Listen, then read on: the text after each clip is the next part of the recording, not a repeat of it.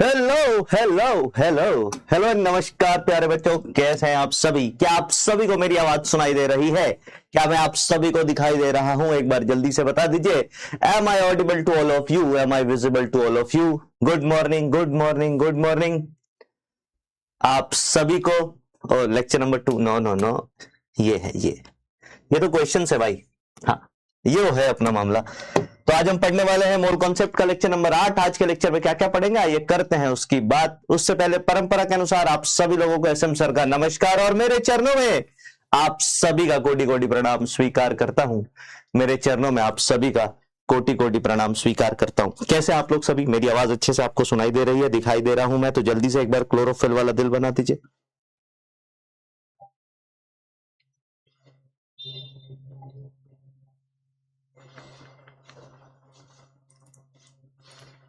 चलिए,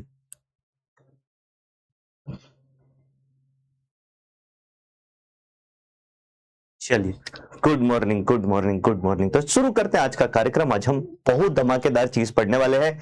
अभी तक हमने मोल कॉन्सेप्ट में जो भी चीजें पढ़ी है उन सब का इस्तेमाल अब होना शुरू हो जाएगा, है ना। अब हम मोल कॉन्सेप्ट का मिला जुला के अनुप्रयोग कर रहे हैं, यूज करना सीख रहे हैं, एप्लीकेशन सीख रहे हैं। आवाज सही नहीं आ रही है क्या सर? वॉल्यूम बढ़ाओ। कुछ लोग कह रहे हैं वॉल्यूम बढ़ाओ। आवाज कम आ रही है क्या? देख लेते भाई, चेक कर लेते हैं।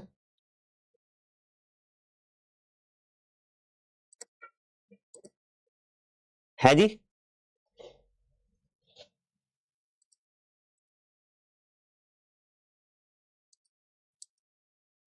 बताओ।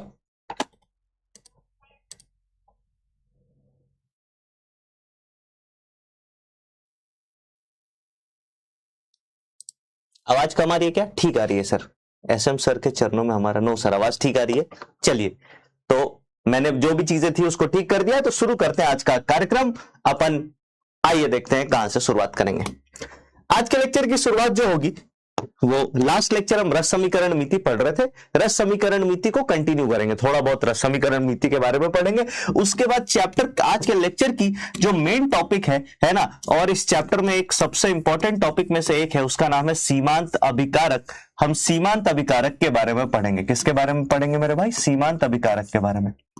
सीमांत अभिकारक के बारे में एक बार आप जैसे ही कंप्लीटली पढ़ लोगे, उसके बाद आज के लेक्चर में हम सवाल ही करेंगे, है ना। तो आज का लेक्चर हमारा सीमांत अभिकारक और क्वेश्चन प्रैक्टिस पर जाने वाला है। अगर समय परमिट करता है तो मैं एक आधा छोटे मोटे टॉपिक सीमांत अभिकारक से ही मिले जुले जो होते हैं, जैसे कि समानांतर अभिक्रिया, है ना, और क्रमागत अभिक्रिया, इसकी भी बात कर लेंगे, इसकी भी बात कर लेंगे। तो शुरू करते हैं आज का सेशन। जैसा कि आप सभी लोग जानते हैं, ये है अपन का टेलीग्राम चैनल और ये है अपना व्हाट्सएप चैनल। इन दोनों चैनल पर पिछले दिन, एक दिन पहले मैंने एक सवाल दिया था, उस सवाल का होमवर्क डिस्कस कर लेते हैं, फिर शुरू करेंगे आज का कार्यक्रम। और होमवर्क भी डिस्कस करना है ना? हाँ, होमवर्क डिस्कशन में लिखना भूल गया हूं, घबराइएगा मत, होमवर्क तो डिस्कस करेंगे। सवाल मैंने दिया था कि मान लो हमारे पास एक यौगिक है CaC2O6, इसमें कितने इलेक्ट्रॉन, कितने प्रोटॉन, कितने न्यूट्रॉन होंगे? इस यौगिक को अगर आप देखोगे तो आप बोलोगे सर इसमें 2 कैल्शियम है ना। कैल्शियम क्या होता है सर? तो आप बोलेंगे कैल्शियम होता है 2040, प्लस इसमें क्या है सर? 2 कार्बन है। कार्बन क्या होता है सर? 612, प्लस इसमें 6 ऑक्सीजन है, 6 ऑक्सीजन। ऑक्सीजन क्या होता है सर? 816। अब अगर इसमें कुल इलेक्ट्रॉन, प्रोटॉन, न्यूट्रॉन की संख्या अगर अपन ज्ञात करने चले जाए तो इसमें कुल प्रोटॉन की संख्या कितनी हो जाएगी सर? तो आप बोलेंगे प्रोटॉन के लिए हमें क्या करना पड़ेगा सर? Z इंटू परमाणु की संख्या को मल्टीप्लाई करके सब परमाणुओं को योग कर देना होगा। तो आपने बोला ये कितना हो गया सर? 20 इंटू 2। ये कितना हो गया सर? 6 इंटू 2 या 2 इंटू 6 कर लो। और ये कितना हो गया सर? 6 इंटू 8। कितना आ जाएगा ये टोटल बताइए? तो आप बोलोगे सर 20 दूनी 40 हो गया, है ना। ये आ गया आपका 40 और 12 52, और इधर हो जाएगा 48। 52 में जैसे हम 48 जोड़ेंगे इसका उत्तर आएगा 100, यानी कि इसके पास 100 प्रोटॉन है। वहां पे मैंने जितने भी ऑप्शन दिए थे उसमें पहले ऑप्शन में 100 प्रोटॉन नहीं थे, दूसरे ऑप्शन में भी 100 प्रोटॉन नहीं थे, तीसरे में भी 100 प्रोटॉन नहीं थे, और चौथा ऑप्शन था नन ऑफ दिस, मतलब उपरोक्त में से कोई नहीं, नन ऑफ दिस। यही हमारा सही विकल्प हो जाएगा। सिर्फ प्रोटॉन निकाल के आप इस सवाल को कर सकते थे, आपको पूरी मेहनत करने की जरूरत नहीं है, आपको पूरी मेहनत करने की जरूरत नहीं थी। खैर आगे चलते हैं। लास्ट लेक्चर मैंने आपको कुछ होमवर्क दिया था, उसका भी डिस्कशन कर लेते हैं, फिर हम रिवीजन करेंगे, रिवीजन करके आगे बढ़ेंगे। आज के लेक्चर में धुआंधार सवाल होने वाले, तैयार रहिएगा। तो लास्ट लेक्चर में सबसे पहला होमवर्क मैंने आपको अभिक्रिया संतुलित करने को दिया था। बहुत सारे बच्चों ने मेरे को, है ना, हाँ, बहुत सारे बच्चों ने मेरे को क्या बोलते हैं इंस्टाग्राम पे भेजा था कि अभिक्रिया को सर हमने ऐसे संतुलित किया है, ये सारी चीजें। कुछ बच्चों ने सही किया था, कुछ बच्चों ने गलत किया था। सेकेंड पॉइंट पे चलते हैं। ये सवाल मैंने आपको बैलेंस करने के लिए दिया था कि यदि हम हाइड्रोकार्बन का दहन करते हैं तो अभिक्रिया को कैसे संतुलित करेंगे, और दूसरा सवाल मैंने दिया था ऐसे ऑर्गेनिक यौगिक जिसमें कार्बन हाइड्रोजन हो और साथ ही साथ ऑक्सीजन हो, तो इसको कैसे बैलेंस करेंगे। आप में से एक चीज और मैं पूछना चाहता हूं, बैलेंसिंग कितने प्रतिशत लोगों को आता है ये बता दीजिएगा। देखो क्लास में मैं बैलेंसिंग करा पाऊं इसकी बिल्कुल भी संभावना नहीं है ना, मतलब बैलेंसिंग कैसे करना ये पूरी प्रोसेस क्लास में सिखा पाना संभव नहीं है। आप उस लेवल से थोड़ा ऊपर आ चुके हो, लेकिन मैं इसका कुछ ना कुछ जुगाड़ जरूर कर लूंगा, इसका कुछ ना कुछ जुगाड़ जरूर कर लूंगा। तो बैलेंसिंग कितने लोगों को आता है ना, आइए देख लेते हैं। पहला ऑप्शन देते हैं सर पूरा आता है, दूसरा ऑप्शन देते हैं थोड़ा थोड़ा, है ना, हल्का सा, और तीसरा ऑप्शन देते हैं कछु नहीं, है। हाँ, चलिए देख लेते हैं भाई कहां आप लोग स्टैंड करते हैं, जल्दी से बता दीजिए। 1 2 3, डी ऑप्शन है ही नहीं, या तो आपको पूरा आता होगा, या हल्का फुल्का आता होगा, या फिर कुछ भी नहीं आता होगा। तो बैलेंसिंग मैंने आपको ये मान के दिया कि चलो आपको थोड़ी बहुत बैलेंसिंग आती है तो उसको करने में मजा आएगा। मैंने बोला हमारे पास एक ऑर्गेनिक कंपाउंड है CXHY, इसकी अभिक्रिया हमने, दहन का मतलब है ऑक्सीजन के साथ अभिक्रिया करवाना। ये दहन करके क्या देगा सर, ये दहन करके आपको CO2 बना के देगा और साथ में पानी यानी कि H2O बना के देगा। अब अभिक्रिया में जो बैलेंसिंग होती है, अभिक्रिया में जो बैलेंसिंग होती है वो दोनों संख्याओं को, दोनों तरफ, मतलब अभिक्रिया में उत्पाद और अभिकारक की तरफ, अभिकारक और उत्पाद की तरफ संख्या, है ना, परमाणुओं की संख्या समान करनी होती है हर तरीके की। तो आप यहां पे देखेंगे इस वाले अभिक्रिया को संतुलित करने में बहुत सारे बच्चों को तकलीफ होती है। तकलीफ इसलिए क्योंकि उन्होंने 1 2 3 4 ऐसे नंबर देख रखे होते हैं, बट यहां पे 1 2 3 4 है ही नहीं। मेरे को अगर संतुलित करना होता तो मैं कैसे संतुलित करूंगा ऐसी किसी भी अभिक्रिया को। देखिए हाइड्रोकार्बन वाली, तो मैंने बोला कार्बन के आगे संख्या x है तो कार्बन उत्पाद में भी x होना चाहिए। यहां पे कार्बन के नीचे क्या संख्या 1, तो अगर मैंने यहां x मल्टीप्लाई कर दिया तो अब कार्बन के हमें x परमाणु मिल चुके हैं, कार्बन के हमें x परमाणु मिल चुके हैं। हाइड्रोजन की संख्या यहां y है, यहां मैं अगर मान लो 1 रखता हूं तो कितने हाइड्रोजन परमाणु मिलेंगे मेरे को जल्दी से बता दीजिए। तब तक मैं पोल का रिजल्ट देख लेता हूं, मतलब मेरे हिसाब से तो आपको पूरा आना चाहिए, बताइए देख लेते हैं पूरे में कितने बच्चे हैं। 34% बच्चे यहां है, 34%, फिर 50% बच्चे हल्का सा में है, और 12-13% बच्चे यहां है ना। हाँ ठीक है, मतलब स्थिति कंट्रोल में है, काम हो जाएगा। बोलिए सर CH4+O2, CH4 नहीं, हाँ CH4+O2 तो सवाल आएगा, बट आपको ये तो आप बोलोगे सर देखो यहां 2 है ना, तो 2 × 1 2 हाइड्रोजन परमाणु आ जाएंगे। अब तुम ये सोचो कि सर हमारे पास इस तरफ कितने हाइड्रोजन परमाणु में लिख देता हूं। कार्बन परमाणु इधर कितने हैं सर x, हाइड्रोजन परमाणु इधर कितने हैं सर y। अगर मैं यहां y मल्टीप्लाई कर दूं, तो आप बोलोगे सर हमें 2y हाइड्रोजन परमाणु मिल जाएंगे, और फिर हाइड्रोजन यहां से यहां बैलेंस नहीं होगा, तो मैं यहां क्या मल्टीप्लाई करूंगा, मैं यहां y/2 मल्टीप्लाई करूंगा। क्या मल्टीप्लाई करूंगा, y/2। क्यों, क्योंकि y/2 में जब आप 2 मल्टीप्लाई करोगे तो आपको y हाइड्रोजन परमाणु मिल जाएंगे। अगले पे चलते हैं। आपने बोला है बाबू कार्बन बैलेंस हो गया है सर, हाइड्रोजन बैलेंस हो गया, बचा ऑक्सीजन। इस तरफ ऑक्सीजन की कुल संख्या कितनी है, तो आपने बोला ऑक्सीजन हो जाएगा 2 × x, तो 2x प्लस 1 × y/2, तो इतने ऑक्सीजन है यहां पे। अब ऑक्सीजन के आगे आप जो भी संख्या मल्टीप्लाई करोगे उसका दोगुना ऑक्सीजन परमाणु आपको मिलेगा। क्यों, क्योंकि ये O2 मॉलिक्यूल है, O2 अणु है, एक O2 अणु में 2 ऑक्सीजन परमाणु होते हैं, तो यहां पे जितने ऑक्सीजन परमाणु हैं उसको हमें आधा करना पड़ेगा। तो हमें यहां पे जो संख्या चाहिए वो चाहिए x + y/4। क्या चाहिए सर, x + y/4, जहां x और y सवाल के अनुसार हमें रिएक्शन दे रखी होगी। क्या मेरी बात समझ में आई, बताइए बोलिए कितने लोगों का मैच कर गया।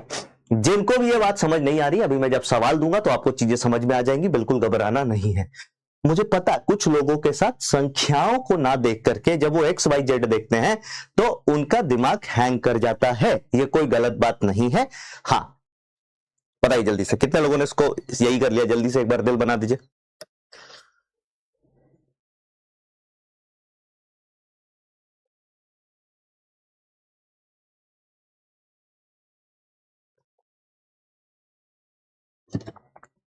और जिसको नहीं समझ में आ रहा है उसके लिए एक सीधा सीधा तरीका है, देखो एकदम, है ना,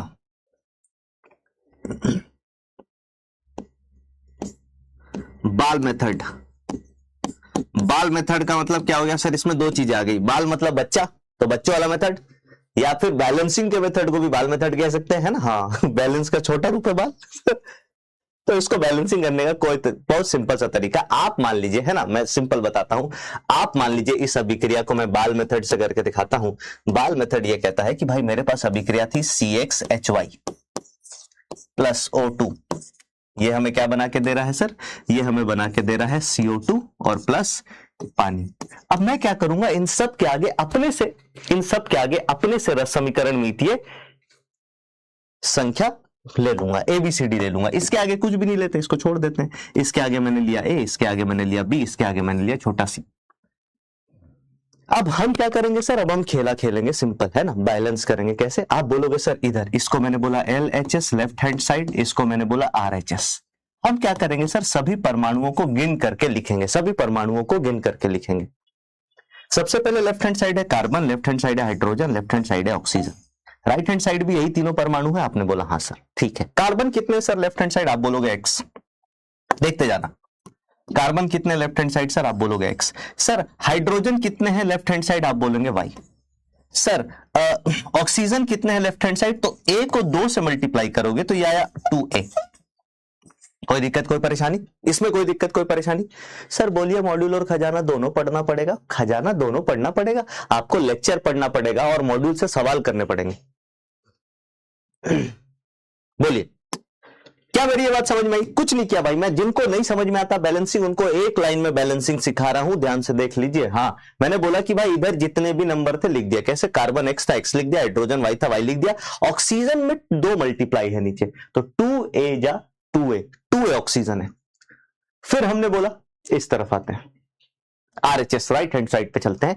जब हम राइट हैंड साइड पे चलेंगे तब कार्बन वहां कितना है सर? B को इससे मल्टीप्लाई करो, तो B1 जा B, तो B हो गया क्या हमारे पास? कार्बन की संख्या। फिर आप बोलोगे सर हाइड्रोजन बा कितना है सर? हाइड्रोजन के नीचे 2 लगल है, तो इसको इससे मल्टीप्लाई करोगे तो 2 इंटू C कितना हो गया? 2C। हाइड्रोजन कितना हो जाएगा सर? 2C।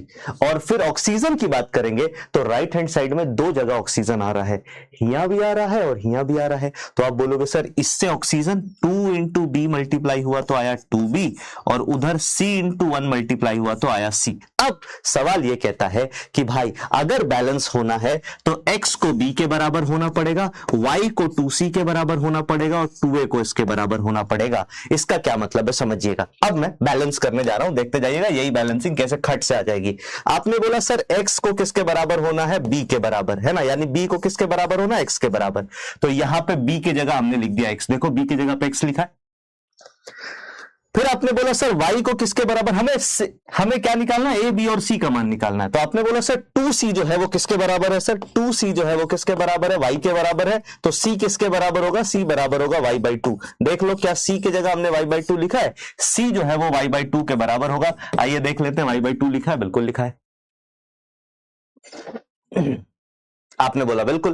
अब अगर अपन लास्ट में चले सर तो लास्ट पे अपन क्या बोलेंगे? लास्ट में अपन बोलेंगे कि यार देखो 2B प्लस C जो है वो 2A के बराबर है। तो 2B, B का मान अगर इतना है तो 2B का मान कितना हो जाएगा भाई? आप 2B का मान यहां पे रखो। 2B का मान हमारे पास क्या है सर? 2B plus C। ये किसके बराबर है सर? 2A के। हमें A का मान चाहिए, है ना, तो हम कह देंगे सर A किसके बराबर होगा? A बराबर होगा 2B प्लस C/2, यानी कि ये बराबर होगा B प्लस C/2।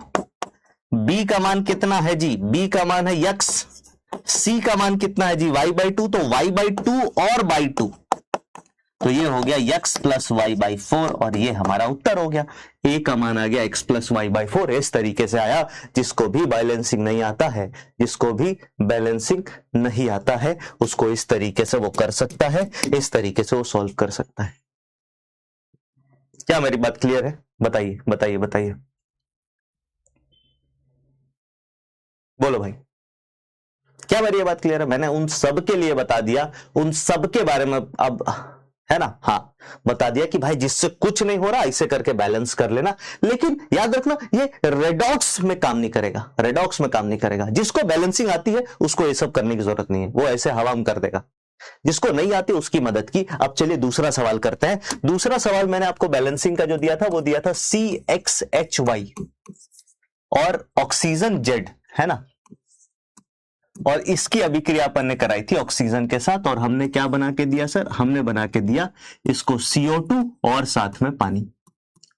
इसको भी बैलेंस करेंगे तो अब एक्स वाई और जेड के टर्म्स में करना है, दो तरीके से, है ना, दो तरीके से इसको बैलेंस कर सकते हैं, दो तरीके से इसको बैलेंस कर सकते हैं। कैसे? एक तरीका तो है लॉजिकल कि हम नंबर से कर लेंगे, लेकिन मैं नंबर से नहीं करूंगा, मैं आपको बाल मेथड दिखाऊंगा, है ना, बाल मेथड, बाल मेथड, हाँ, बाल मेथड देख लो, जिसको नहीं आता उसका भी काम हो जाएगा, है ना, हाँ, दोनों एक पंथ दो काज हो जाएंगे। तो बाल मेथड में हमने क्या बोला? हमने बोला है बाबू LHS यानी कि लेफ्ट हैंड साइड, RHS यानी कि राइट हैंड साइड। RHS में कौन होता? उत्पाद, प्रोडक्ट होता, लेफ्ट हैंड साइड में अभिकर्मक। हमने बोला इसके आगे कुछ मत लगाओ, हिया लिखा दो A, हिया लगा दो B, हिया लगा दो C। आपने बोला ठीक है, कोनो दिक्कत कोनो परेशानी नहीं, है ना। सर नोट करना है क्या? नहीं, अरे ये बैलेंसिंग नोट कर लो बस। ये बाल मेथड अगर तुम्हें करना तो एक बार खुद से ट्राई करना, है ना, ये खुद से। सर एक्स और वाई क्यों दे रहे हो? एक्स और वाई इसलिए दे रहे हैं क्योंकि ऑर्गेनिक कंपाउंड कई तरह के होते हैं, एक्स और वाई का कई सारा मान हो सकता है। जैसे अगर मुझे हाइड्रोकार्बन देना है तो मैं CH4 भी दे सकता हूं, C2H6 भी दे सकता हूं, C2H4 भी दे सकता हूं, C2H2 भी दे सकता हूं। तो कार्बन और हाइड्रोजन की संख्या बदल बदल के भी हो सकती है। तो आपने इधर बोला सर इधर क्या है, हमारे पास कार्बनवा है, इधर हाइड्रोजनवा है और इधर ऑक्सीजनवा है। ठीक है सर, कितना कितना है जी, आइए गिनते हैं। तो आपने बोला कार्बनवा तो एक्स था, एक्स है और एक्स ही रहेगा। हाइड्रोजनवा वाई था, वाई है और वाई ही रहेगा। ऑक्सीजन जो है अब वो जेड यहां से और A इंटू 2A यहां से, हाइड्रोजन ऑक्सीजन दो जगह से आया, यहां भी है और यहां भी है, तो दोनों को जोड़ लेंगे सर, हिसाब बराबर कर दिया। सिर्फ हिसाब किताब करना है। फिर इस तरफ आता है सर, इस तरफ कार्बन कितना हो जाएगा? तो पहले कार्बन की बात कर रहे हैं तो कार्बन की ही चर्चा करेंगे, फिर हाइड्रोजन की ही चर्चा करेंगे और फिर ऑक्सीजन की। यहां कार्बन कैट है सर, तो आप बोलेंगे B1 जा B, तो B कार्बन है सर। हाइड्रोजन कैट है सर, C2 जा 2C, तो 2C हाइड्रोजन है सर। ऑक्सीजन दो जगह है सर, B2 जा 2B और C1 जा C, तो 2B इधर है, इसके पास 2B ऑक्सीजन है और इसके पास C ऑक्सीजन है, तो 2B प्लस C। अब आप क्या बोलेंगे कि ये बाबू बैलेंस होने के लिए कार्बन कार्बन के बराबर होना चाहिए, हाइड्रोजन हाइड्रोजन के बराबर और ऑक्सीजन ऑक्सीजन के बराबर। और मजे की बात है कि यहां पे सवाल में हमको X, Y और Z का मान दे रखा होगा, तो आप बोलेंगे सर B जो है वो किसके बराबर हो गया? सर X के बराबर। B के जगह यहां पे X लिख लिया, पहला बैलेंसिंग आ गया अपना। फिर अगर अपन बात करेंगे तो हम बोलेंगे सर 2C अगर Y के बराबर है ना, 2C अगर Y के बराबर है तो C किसके बराबर हो जाएगा? Y/2 के, तो C Y/2 होगा। दूसरी बैलेंसिंग यहां पे अपन ने लगा ली Y/2। अब हमें इन दोनों का मान पता है? Yes sir. अब इधर आते हैं, यहां से अगर आप देखोगे तो यहां से आपके पास है Z प्लस 2A किसके बराबर होगा सर? ये 2B प्लस C के बराबर होगा। हमें B का मान पता चल गया है, हमें C का मान पता चल गया। हाँ सर, तो अब अपन क्या करेंगे, और Z हमें सवाल में गिवन है तो हमें A चाहिए। 2A किसके बराबर होगा? 2B plus C minus Z, उधर जाके घट जाएगा, और A किसके बराबर हो जाएगा? 2B plus C minus Z, है ना, और इन पूरे को अपन 2 से डिवाइड कर देंगे। 2B का मान कितना है सर? अगर B का मान आपके क्या कहते हैं X है, तो 2B का मान 2X हो जाएगा, या फिर इसको आप ऐसे भी लिख सकते हैं, ये हो जाएगा B plus C/2 minus Z, है ना, माइनस Z/2। अब आइए देख लेते हैं B का मान कितना है। B कितना हो जी? BX है, तो ये हो गया X। C कितना है सर? C है Y/2 और डिवाइडेड बाई 2, तो ये हो गया Y/4। और माइनस Z का मान कितना है सर? Z का मान Z ही है, Z को तो कुछ नहीं बदलेंगे, Z हमें सवाल में दिया होगा। तो इसे रिएक्शन का बैलेंस्ड जो होगा वो यहां पे आ जाएगा X plus Y/4 minus Z/2, ये हुआ इसका बैलेंस्ड अभिक्रिया, ये हुआ इसका बैलेंस्ड अभिक्रिया।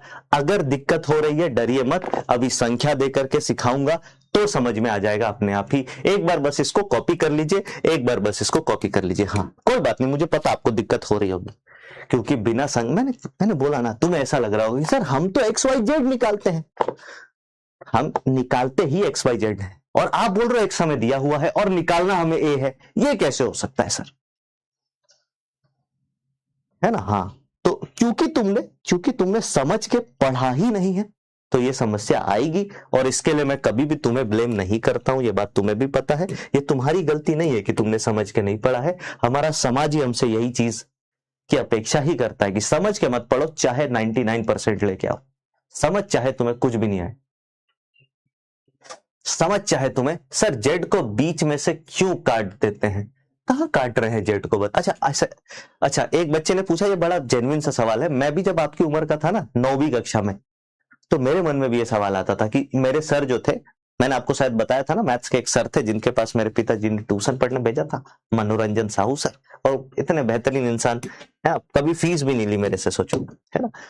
और मैं रिटर्न में उनके लिए कभी कुछ कर भी नहीं पाया, कभी रिटर्न में उनके लिए कुछ कर भी नहीं पाया, और मुझे लगता है कि जब से मैंने नौकरी वोकरी ज्वाइन की तब से मिला भी नहीं उनसे। मिलना है यार एक बार, है ना, कभी मौका लगेगा तो जरूर मिलूंगा। चलिए हाँ, तो मैंने बोला यार अगर मान लो हमने ऐसे 2Z लिखा, तो कौन सा 2 है कौन सा Z है, कैसे पता लगेगा बताओ। तो इस वजह से Z को ऐसे काट दिया जाता है कि ये Z है और ये 2 है। 2 और Z में बहुत कंफ्यूजन होता है ना। चलिए अब सवाल देते हैं, सवाल कीजिए। चलिए सबसे पहला सवाल है बैलेंस करना, बैलेंस रिएक्शन करना। बैलेंस क्या करेंगे बैलेंस सर, सबसे पहला करो CH4 का दहन करेंगे। CH4 को अपन ने ऑक्सीजन में जलाया, क्या पाएंगे, तो आप बोलोगे सर मिलेगा तो CO2 प्लस पानी ही, मिलेगा तो CO2 प्लस पानी ही, ये तो दिमाग में रख लो अपने। अब क्या करेंगे, अब क्या करेंगे, तो आप बोलोगे सर अब इसको बैलेंस करते हैं। अगर अपन बात करें सर यहां कार्बन की संख्या कितनी है, एक, यहां कार्बन की संख्या कितनी है, एक, कार्बन का काम हो गया, है ना, बोलो कार्बन भगवान की जय। आगे चलते हैं, उसके बाद बात करते हैं। फिर अगर हम बात करें सर यहाँ पे हाइड्रोजन की संख्या कितनी है, 4, यहाँ पे हाइड्रोजन की संख्या कितनी है, 2, तो आप बोलोगे हम क्या करेंगे सर, हाइड्रोजन की संख्या दोनों तरफ 4 करना पड़ेगा जी। इधर 4 था, यहाँ 2 मल्टीप्लाई कर देंगे तो 2 2 जा 4, ये भी 4 हो गया।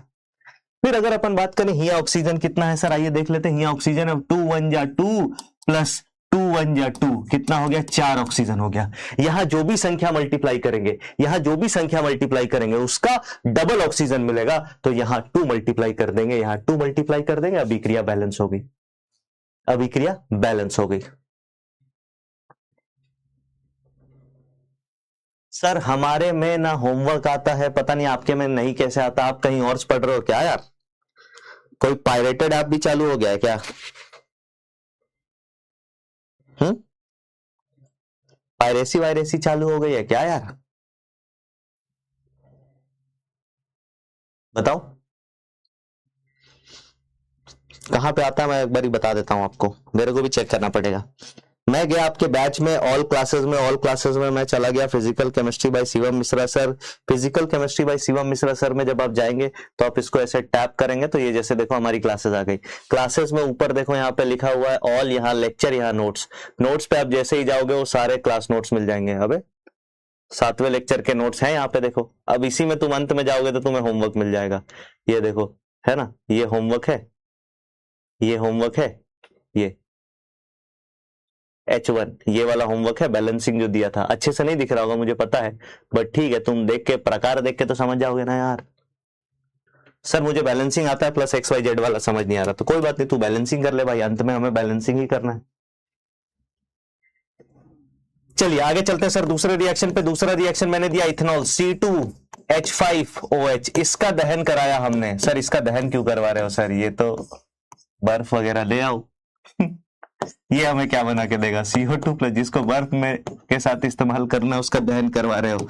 हम क्या कर सकते हैं, गडकरी जी करवा रहे हैं इसका दहन, है ना। हाँ घट अच्छा, एक मजे की बात यह पता है, जो इंसान E20 को लेकर के, है ना, मतलब अपना परचम पूरा बुलंद किए हुए था कि अरे E20 हर जगह E20, अभी कुछ दिनों पहले उसका एक इंटरव्यू आया, उसने बोला मैं पेट्रोलियम मंत्री ही नहीं हूं भाई, मैं तो रोड बनाता हूं। हाँ, मेरा बेटा इथेनॉल बना रहा है, इसलिए मैं E20 का ध्वज वाहक था। अब क्योंकि E20 पे मामला फंस गया है, तो अब मैं E20 के बारे में बात नहीं कर सकता, E20 के बारे में तो पेट्रोलियम मंत्री बात करेंगे। बैलेंस कीजिए, बैलेंस कीजिए इसको जल्दी से। तो आप क्या बोलेंगे सर, यहां पे आराम आराम से, यहां पे आराम आराम से। आपने बोला कार्बन की संख्या 2 है सर, तो कार्बन के आगे लगा दिया 2, कार्बन हो गया बैलेंस। सर हाइड्रोजन की संख्या कितनी है, हाइड्रोजन की संख्या कितनी है? आप बोलेंगे सर 5 और 1 6। बहुत सारे बच्चे यहां गलती करते हैं, उनको एक ही 5 हाइड्रोजन दिखेगा, पर यह याद रखना 5 और 1 6 हाइड्रोजन है। अगर 6 हाइड्रोजन यहां है और यहां पे हम जो भी संख्या मल्टीप्लाई करेंगे उसका डबल हाइड्रोजन मिलता है, तो 6 करेंगे तो 12 मिल जाएगा, तो हम आधा कर लेते हैं, मतलब 3 मल्टीप्लाई किया, 3 2 जा 6 हो गया। ऑक्सीजन कितने सर, यहां पे टोटल कितने ऑक्सीजन है? आप बोलोगे 2 2 जा 4 प्लस 3 1 जा 3, कितने ऑक्सीजन है? 7। यहां कितने ऑक्सीजन है सर? यहां 1 ऑक्सीजन है, तो इस जगह से हमें कितने ऑक्सीजन चाहिए? ऑक्सीजन से हमें 6 ऑक्सीजन चाहिए। जो भी संख्या मल्टीप्लाई करूंगा, जो भी संख्या मल्टीप्लाई करूंगा उसका हमें क्या मिलेगा सर? उसका हमें, हाँ, कितना? डबल ऑक्सीजन मिलेगा। तो यहां 3 मल्टीप्लाई कर दूंगा, अभिक्रिया बैलेंस हो गई। यहां 3 मल्टीप्लाई कर दूंगा, अभिक्रिया बैलेंस हो गई। 3 2 3 इसका सही आंसर हो जाएगा, 3 2 3 इसका सही आंसर हो जाएगा। क्या मेरी बात क्लियर है, बताइए। चलिए, ये बात आप लोगों को समझ में आ गई। इस तरीके से कोई भी बैलेंसिंग आपके मुंह पे फेंक के मारूंगा, आप संभाल लेंगे। अब आगे चलते भी सवाल दूंगा तब चमकेगी चीजें। उसके बाद एक सवाल होमवर्क में आपको और दिया था, कहां गया भाई? ए बाबू, होमवर्क कहां गए? एक सवाल आपको होमवर्क में और दिया था, उसको देख लेते हैं जल्दी से। चलिए, इन सभी अभिक्रियाओं के लिए रस समीकरण मीति को हमें क्या करना था सर? इन सभी के लिए रस समीकरण मीति वाला एक्सप्रेशन लिखना था, रस समीकरण मीति वाला एक्सप्रेशन लिखना था। कैसे लिखते हैं ये देखते हैं, आरबीआई वाला एक्सप्रेशन। अगर आप बात करेंगे इस अभिक्रिया को बैलेंस करने के लिए, तो आप बोलेंगे तो वही दहन वाली अभिक्रिया सर, हाइड्रोकार्बन की, कार्बन की संख्या 6 है, तो यहाँ 6 लगा देंगे, कार्बन हो गया बैलेंस्ड। हाइड्रोजन की संख्या 6 है, यहाँ जो भी लगाएंगे, मतलब इसका आधा यहाँ लगाना पड़ता है, तो 3 लगा देंगे, ये हाइड्रोजन हो गया बैलेंस। कार्बन हाइड्रोजन बैलेंस हो गए। ऑक्सीजन की बात करेंगे तो ऑक्सीजन 6 दूनी 12 प्लस 3 एकम 3, कितने ऑक्सीजन है? 15। यहां पे उसका आधा कर देंगे, 15/2, ये हमारे पास ऑक्सीजन हो गया, ये बैलेंस्ड अभिक्रिया हो गई। बैलेंस्ड अभिक्रिया के बाद अगर हमें स्टोइशियोमेट्री वाला आरबीआई लगाना है तो हम क्या लगाएंगे? हम लिखेंगे number of moles of C6H6 बटे इसका स्टोइशियोमेट्रिक कोएफिशिएंट 1। ये किसके बराबर होगा? Number of moles of O2 बटे इसका स्टोइशियोमेट्रिक कोएफिशिएंट 15/2। वैसे 2 ऊपर चला जाएगा, बट अभी नीचे 15/2 कर लेंगे। फिर number of moles of CO2, इसको किससे डिवाइड कर देंगे? 6 से, ये बराबर हो जाएगा number of moles of H2O। और इसको किससे डिवाइड कर देंगे सर, जल्दी से बताइए। इसको डिवाइड कर देंगे सर अपन 3 से। अगले सवाल पे चलते हैं। अगला सवाल भी बैलेंस्ड नहीं है। अगले सवाल को बैलेंस करने के लिए, ये 10वीं क्लास का सवाल है सर, 10वीं क्लास में आपने इसकी बैलेंसिंग जरूर देखी होगी। इसकी अगर अपन बात करें तो Na2 यानी कि 2 सोडियम है, हाइड्रोजन यहां 1 है, यहां 2 हाइड्रोजन है, कार्बन यहां 1 है, यहां 1 और 1 2 कार्बन है, तो मिला जुला के हमें यहां 2 तो मल्टीप्लाई करना ही पड़ेगा। जैसे आपने 2 मल्टीप्लाई किया, अभिक्रिया खुद ब खुद बैलेंस हो गई, अभिक्रिया खुद ब खुद बैलेंस हो गई। तो आप इसके लिए क्या लिखेंगे? पूरी अभिक्रिया बैलेंस है। आप लिखेंगे number of moles of NaHCO3 यानी कि सोडियम हाइड्रोजन कार्बोनेट बटे इसका स्टोइशियोमेट्रिक कोएफिशिएंट 2, ये बराबर हो जाएगा number of moles of Na2CO3 यानी कि सोडियम कार्बोनेट बाई 1, बराबर हो जाएगा नंबर ऑफ मोल्स ऑफ पानी बाई 1, बराबर हो जाएगा number of moles of CO2 by 1। क्या मेरी बात क्लियर है? आखिरी सवाल पे चलते हैं। आखिरी सवाल की बात करें तो उसको बैलेंस करने के बहुत सारे तरीके हैं। आपके मन में, बहुत सारे बच्चों के मन में यह आएगा कि सर यहां पर आपने 15/2 क्यों लिखा? क्योंकि हमें तो हमारे स्कूल वाले मास्टरों ने 10वीं कक्षा में बताया था कि कभी भी by2 by3 नहीं लिख सकते। अपन लिख सकते हैं यार, उस समय की बात थी, उस टाइम पे आप नहीं लिख सकते हो। अब अपन by2 by3 by10 भी लिख सकते हैं, कोई दिक्कत कोई परेशानी वाली बात नहीं है। अबे होगा क्या, अगर तुम इसको 2 से मल्टीप्लाई कर दोगे तो वही रिएक्शन है, कुछ बदला बहुत ज्यादा नहीं है, है ना। इसकी बात करेंगे तो आप बोलोगे सर KCl है, KCl बैलेंस्ड है, सिर्फ ऑक्सीजन ही तो नहीं बैलेंस्ड है ना, और बेचारा ऑक्सीजन अकेला है वहां पे, यहां 3 ऑक्सीजन है, तो कुछ ऐसा मल्टीप्लाई करोगे यहां भी 3 ऑक्सीजन आ जाए। 3/2 मल्टीप्लाई कर दिया, 3/2 को 2 से मल्टीप्लाई करेंगे 3 बचेगा, तो आप बोलोगे रिएक्शन बैलेंस्ड हो गई। अब हम लिख सकते हैं number of moles of KClO3 upon इसका stoichiometric coefficient 1 will be equal to number of moles of KCl upon इसका stoichiometric coefficient 1 will be equal to number of moles of O2 upon इसका स्टोइशियोमेट्रिक कोएफिशिएंट 3/2। कितने लोगों का match कर गया, जल्दी से बताइए। एक सवाल फेंक के मार रहा हूं, उसको कीजिए, फिर आगे बढ़ते हैं।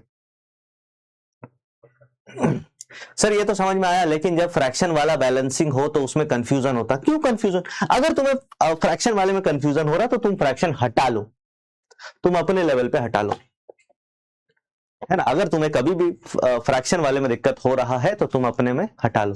सर 2 2 3 भी, हाँ अब देखो, अब अगर हमें फ्रैक्शन हटाना है तो मैं इस पूरे रिएक्शन को किससे मल्टीप्लाई कर दूंगा? मैं इस पूरे रिएक्शन को 2 से मल्टीप्लाई कर दूंगा, और पूरे रिएक्शन को 2 से मल्टीप्लाई करने में अंततः कुछ नहीं बदलेगा, अंततः कुछ नहीं बदलेगा, ठीक है। हाँ, अंततः कुछ नहीं बदलेगा। आप ऐसा भी लिख सकते हो 2 KClO3 बराबर हो जाए, मतलब 2 KClO3 हमें बैलेंस करके देगा 2 KCl प्लस 3 ऑक्सीजन। ये भी आप बैलेंस कर सकते हो, बट हम ज्यादा नंबर क्यों रखें? 1 रखेंगे ना, 1 से आसान नहीं है भाई। इसके नीचे 1 है, इसके नीचे 3/2, जो करना मैं यहां करना, बाकी सबके मोल एक साथ सेट है। चलिए आगे चलते हैं सर। अब इसके बाद एक सवाल फेंक के मार रहा हूं, उसको संभालो, फिर आगे बढ़ते हैं। एक सवाल फेंक के मारूं क्या? जल्दी से बोलो, हाँ कि ना। बोल भैया बोल।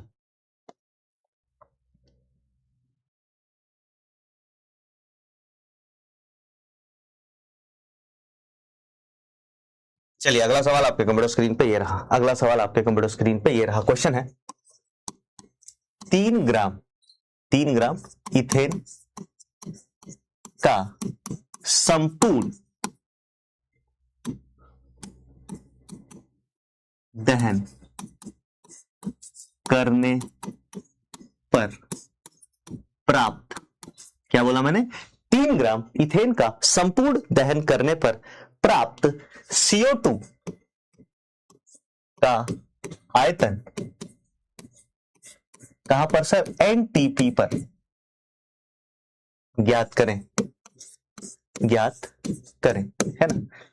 ये पहला सवाल है, आपको CO2 का आयतन ज्ञात करना है NTP पर। दूसरे पे चलते हैं, इसको अपन ने पहला कर दिया, प्राप्त पहला है CO2 का आयतन NTP पर ज्ञात करें। इसी में दूसरा सवाल ये है ना। साथ ही साथ ऑक्सीजन की मात्रा ज्ञात करें, जो लगेगी, ऑक्सीजन लगने वाली है तो ऑक्सीजन की कितनी मात्रा लगेगी ये भी आपको ज्ञात करना है, और ऑक्सीजन की मात्रा आपको ग्राम में ज्ञात करनी है। किस में ज्ञात करनी है सर? ग्राम में ज्ञात करनी, कितने ग्राम ऑक्सीजन लगेंगे। और तीसरे में H2O की मात्रा ज्ञात करें, पानी बनेगा उसकी मात्रा ज्ञात करें, किसमें? ग्राम में, उसकी भी मात्रा आपको ज्ञात करनी है। ऐसे सवाल में सबसे पहले आपको क्या करना पड़ेगा सर? तो सबसे पहले आपको इथेन का फॉर्मूला लिखना पड़ेगा। आप बोलेंगे इथेन का फॉर्मूला होता है सर C2H6। बेटा पिछले पेज पे ना पढ़ाया नहीं था, होमवर्क दिया था, उसको डिस्कस किया था। हाँ, होमवर्क तेजी से ही डिस्कस होगा, क्योंकि वो आपको घर पे करके लाना था, आपको 10-15 मिनट ऑलरेडी दे लेना था। तो आपने बोला सर अगर हम इथेन की बात करेंगे, यानी कि C2H6 को हमने पकड़ा, आपने बोला हाँ इसकी अभिक्रिया हमने ऑक्सीजन के साथ कराई, इसी को दहन बोलते हैं। दहन में हमेशा क्या मिलता है सर? CO2 मिलता है, और साथ में पानी बन जाता है। अब अगर हम इसकी चर्चा करें सर, तो इसमें हम सबसे पहले बैलेंस करना पड़ेगा। बिना बैलेंस किए सॉल्व किया तो पाप है, बिना बैलेंस किया सॉल्व किया तो पाप है। आपने बोला कार्बन की संख्या 2 है, यहां 2 से मल्टीप्लाई कर दिया, कार्बन बैलेंस हो गया। सर हाइड्रोजन की संख्या 6 है, यहां 3 से मल्टीप्लाई किया, हाइड्रोजन बैलेंस हो गया। और अगर हम ऑक्सीजन की बात करें तो 2 दूनी 4 और 3 7 हो गया, तो यहां 7/2 लिख दिया, ऑक्सीजन भी बैलेंस हो गया। ये आया हमारे पास बैलेंस्ड अभिक्रिया। अब बैलेंस्ड अभिक्रिया के बाद मैं आपको तरीका सिखा रहा हूं, ध्यान से सुनिएगा।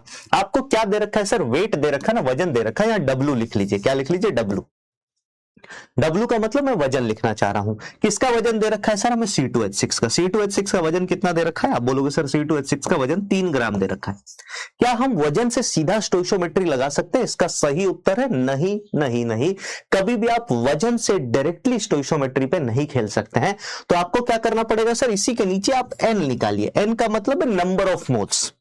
मोल्स कैसे निकालते हैं? तो जिसका भार, जिसका दिया गया भार है, उसके मोलर भार से भाग कर देंगे। तो आप बोलोगे सर C2H6 का मोलर भार कितना हो जाएगा? 3/2 कार्बन का भार 24 होता है, 6 ऑक्सीजन का, 6 हाइड्रोजन का भार 6 होता है, 24 और 6 को जोड़ा तो ये 30 आ गया। इसका मतलब इसके हमारे 0.1 मोल है। कितने मोल है भाई? 0.1 मोल है।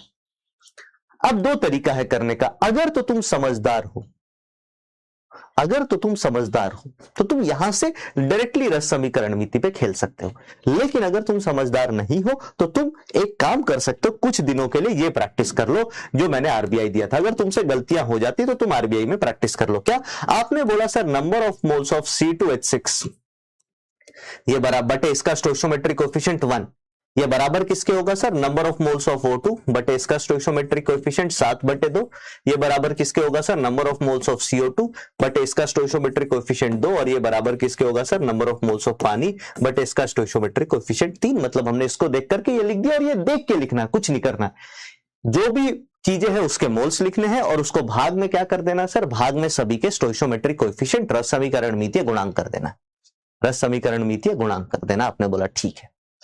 अब यहां पे एक इनपुट चाहिए हमें, क्योंकि सब बराबर है, सब इक्वल टू लगा हुआ, तो एक भी मान हमें पता लग गया, एक भी मान हमें पता लग गया है ना, एक भी चीज का, एक भी प्रोडक्ट के बारे में, किसियों के बारे में कुछ पता लग गया, सबको खोल के रख देंगे। तो आपने बोला सर इसके बारे में हमें पता है, सवाल ने इसके मोल्स दे रखे हैं कितना 0.1 मोल। जैसे ही इसमें 0.1 मोल डालेंगे तो हमारे पास क्या आ जाएगा सर, हमारे पास आ जाएगा 0.1 जो है वो किसके बराबर है, number of moles of O2 बटे 7/2 बराबर है number of moles of CO2 बटे 2 बराबर है नंबर ऑफ मोल्स ऑफ पानी बटे 3। और यहां से अगर आप सॉल्व करेंगे, इसको इससे जोड़ा तो ऑक्सीजन के मोल्स कितने आ जाएंगे सर, आप बोलोगे 7/2 इंटू 0.1 तो 0.7/2 आ जाएगा। Number of moles of CO2 कितना आ जाएगा सर, तो 2 को अगर पॉइंट, इसको इधर भेजेंगे, 2 को 0.1 से मल्टीप्लाई किया तो 0.2 मोल किसके आ गए सर, आपके CO2 के। और नंबर ऑफ मोल्स ऑफ पानी निकालेंगे तो कितना आ जाएगा, 3 को 0.1 से मल्टीप्लाई किया तो ये 0.3 मोल आ जाएगा। इस तरीके से आपको सभी के मोल मिल गए, जो भी चीज हमें चाहिए थी। जब सभी के मोल हमें मिल गए तो अब हमें जो भी करना हम कर सकते हैं बड़े आराम से। आइए देखते हैं कैसे। सर हम बात कर रहे थे इसके कितने मोल हमें चाहिए, तो इसके 0.1 मोल थे, इसके हमें 0.7/2 मोल, यानी कि हम लिख सकते हैं इसको 0.35 मोल हो गए। CO2 के कितने मोल बन गए सर, आप बोलोगे CO2 के 0.2 मोल बन गए।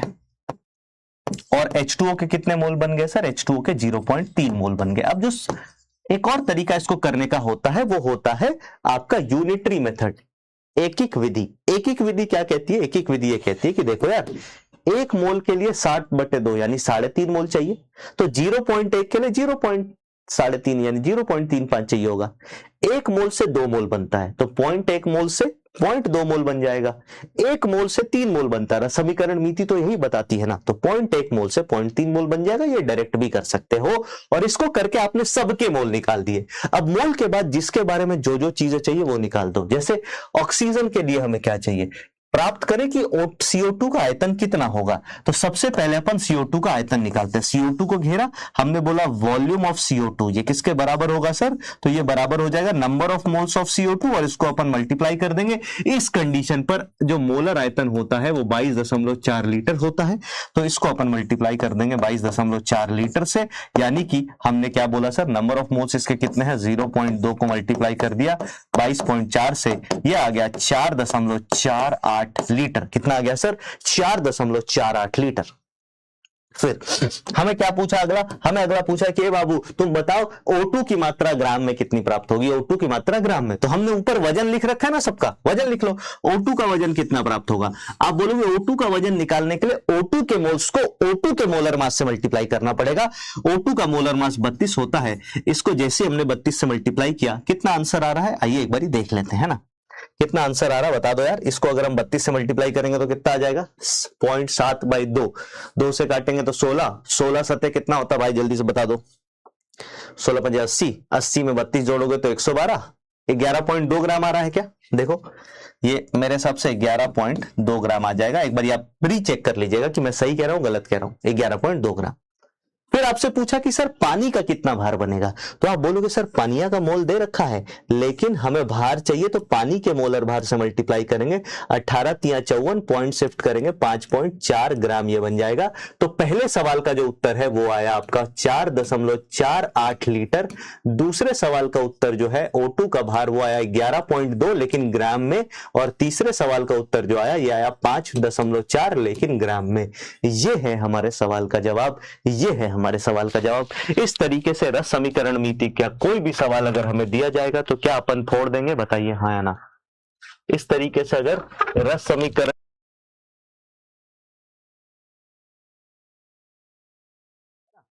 बताइए इस तरीके से अगर रस समीकरण मिति का कोई भी सवाल हमें दिया जाएगा तो क्या अपन फोड़ देंगे, बताइए। आप सभी लोगों को यह बात पता है कि आपके नीट का, आप में से कितने लोगों ने, जितने भी लोगों ने नीट का पेपर दिया था उनका स्कैन्ड ओएमआर सीट आ गई है भाई। अब वो स्कैन्ड ओएमआर है कि स्कैम्ड ओएमआर है ये आपको बाद में ही पता लगेगा, है ना। स्कैन्ड ओएमआर है कि स्कैम्ड ओएमआर है वो तो आपको चेक करने पर ही पता लगेगा। क्या आप लोगों ने चेक किया अपने स्कैम्ड ओएमआर को? क्योंकि स्कैम ही किए गए हो भाई। सर कुछ समझ नहीं आया है, कुछ समझ नहीं आया, कोई बात नहीं बेटा, तू बर्थडे मना लेना यार, हैप्पी बर्थडे भाई। देखा, एक सवाल दिया तुम लोग पागल हो गए, कुछ किसी को कुछ समझ ही नहीं आ रहा। कल तक सबको रस समीकरण मिति चमक रहा था, आज रस समीकरण मिति का सवाल किसी को समझ नहीं आ रहा। पता है क्यों? Practice practice practice. हाँ, मैंने आपको क्या बोला था? मैंने आपको बोला था ना कि एक प्रैक्टिस करने का तरीका सिखाया था। मैं आपको गारंटी के साथ बताता हूं, इस बैच में अगर मान लेते हैं 50 बच्चे या 10 बच्चे क्लास ले रहे हैं तो 10 में से 10 बच्चों ने उस तरीके से प्रैक्टिस नहीं की होगी। हाँ, जिसको भी कुछ समझ नहीं आया उसके बारे में मैं फिर से एक बार रिपीट कर देता हूं, कोशिश कीजिएगा समझने की। समझ उन्हीं को आएगा जिनको पहले से कॉन्सेप्ट आता था। सवाल में क्या दे रखा है उसको लिख लेता हूं। सवाल में हमें दे रखा है कि भाई हमने इथेन का दहन कराया, तो हमने इथेन लिखा, इसकी अभिक्रिया ऑक्सीजन के साथ कराई, इसने हमें CO2 बना के दिया और H2O बना के दिया।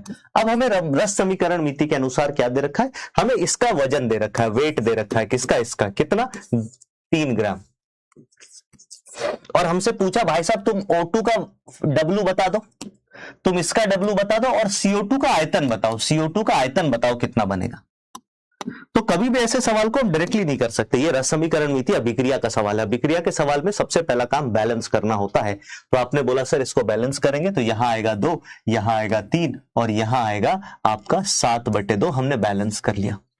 अब बैलेंस करने के बाद अगर हमें किसी एक का मोल पता है तो हम बाकी सबके मोल्स निकाल सकते हैं। यही रस समीकरण मिति का है ना। हाँ, तो नंबर ऑफ मोल्स कितने हो जाएंगे सर इसके? 3/30। ये कितना आ गया सर? 3/30 का मतलब 0.1 मोल आ गया।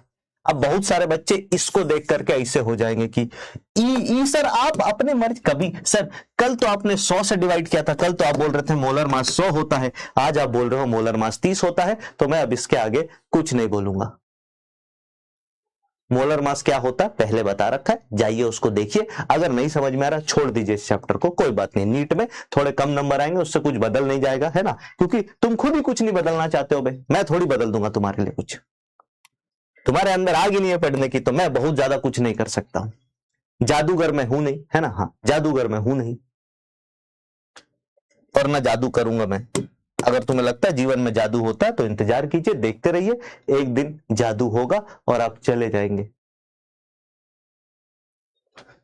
तो इसका 0.1 मोल है। अब हमसे बाकियों के मोल, अब देखो किसी का, हमसे देखो हमें क्या है, एक किसी का मोल दे दिया है, हमें क्या दे दिया? मोल दे दिया। मोल देने के बाद हमारा काम क्या है? बचे हुए बाकियों के मोल निकालना। हमें क्या करना सर? बाकी के मोल निकालने। बाकी के मोल निकाल के जिसका आयतन पूछा उसको मोल चार्ट से आयतन निकाल देंगे, जिसका द्रव्यमान पूछा उसको मोल चार्ट की मदद से द्रव्यमान निकाल देंगे। बस ये करना है। तो आप क्या कर सकते हो सर? जिसको कुछ समझ में नहीं आता वो सीधा सीधा ये कर सकता है, आरबीआई लगाए, है ना। जो थोड़े से है ना, जिनके तार डिस्कनेक्टेड है उनके लिए भाई ये आरबीआई लगा लो। Number of moles of CO2 बटे इसका रस समीकरण मितीय गुणांक 2 और ये बराबर हो जाएगा नंबर ऑफ मोल्स ऑफ पानी बटे इसका रस समीकरण मितीय गुणांक 3।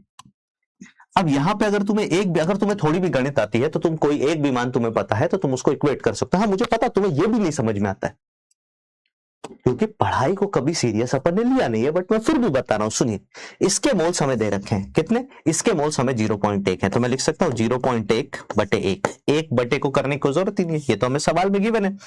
ये किसके बराबर हो जाएगा सर? ये पूरा इसके बराबर हो जाएगा। अब तुम में से जितने लोग हैं जिन्होंने अपने जीवन में गणित को ये सोच के इग्नोर कर दिया था कि अरे जा बे गणित तुमसे क्या है, हमारा हम तो डॉक्टर बनेंगे। डॉक्टर, अगर तुम्हें गणित नहीं आती तुम डॉक्टर नहीं बन पाओगे, ये मैं गारंटी के साथ दे देता हूं, लिख के दे सकता हूं। कहीं तुम्हें लगता होगा तुम बन जाओगे डॉक्टर, तुम्हारी गलतफहमी है बेटा। हाँ, तुम्हें बेसिक गणित तो आनी पड़ेगी। अब जिनको कुछ समझ में नहीं, इसके बाद ही हैंग कर गए होंगे, यहां तक भी बहुत सारे बच्चे नहीं लिख पाए होंगे, क्योंकि कल मैंने जब प्रैक्टिस करने के लिए 3 सवाल दिया था तो आपने किया नहीं, आपने सोचा बे जाओ मास्टर को क्या है, मास्टर तो रोज ही होमवर्क दे देता है। तो आप यहां से इसको इससे इक्वेट कर सकते हो। तो मैं लिख सकता हूं, देखो क्या, number of moles of O2 but इसका स्टोइकोमेट्रिक कोएफिशिएंट 7/2, ये किसके बराबर हो जाएगा, 0.1 के। और यहां से लिखूंगा number of moles of O2 जो है वो 0.1 इंटू 7/2 हो जाएगा, यानी कि 0.7/2, जिसको अपन लिख सकते हैं 0.35। अब O2 के हमें मोल निकल गए हैं, हमें O2 का द्रव्यमान पूछा है। किसी का भी मोल अगर आपको पता हो और उसका द्रव्यमान निकालना हो तो आप लिखेंगे WO2 जो है वो number of moles of O2 into इसका मोलर मास 32 हो जाएगा, यानी कि 0.35 इंटू 32, और इसको सॉल्व करेंगे, आंसर आ जाएगा पहले सवाल का। दूसरे पे चलते हैं सर। दूसरे पे अब इन दोनों को इक्वेट करेंगे तो हम लिख सकते हैं sir number of moles of CO2 बटे इसका स्टोइकोमेट्रिक कोएफिशिएंट 2, ये बराबर हो जाएगा 0.1 के। यहां से number of moles of CO2 जो है ये 0.2 आ जाएगा। CO2 के लिए हमें क्या निकालना था, CO2 के लिए हमें द्रव्यमान नहीं, हमें आयतन निकालना था। तो वॉल्यूम ऑफ CO2 जो है वो किसके बराबर हो जाएगा सर, मोल्स की संख्या इंटू मोलर आयतन, जो कि दिए गए कंडीशन पर 22.4 होता है। इन दोनों को मल्टीप्लाई करोगे तो 4.48 लीटर आ गया। और सिमिलरली इन दोनों को इक्वेट करेंगे तो हमारे पास पानी के इतने मोल आ गए। इतने मोल पानी का वजन अगर तुमसे नहीं निकल रहा है, आप छोड़ दीजिए नीट की तैयारी और जाइए कुछ और काम खोजिए, क्योंकि 1 साल और बर्बाद करने के बाद तुम अगर इस कंडीशन में आओगे कि सर अगली साल में बहुत ज्यादा मेहनत करूंगा, अबे 4 दिन तुमसे मेहनत हुई नहीं, 1 हफ्ता हुआ है क्लास लिए, तुमसे अभी मेहनत नहीं हो पा रही और तुम सोच रहे हो तुम डॉक्टर बन जाओगे।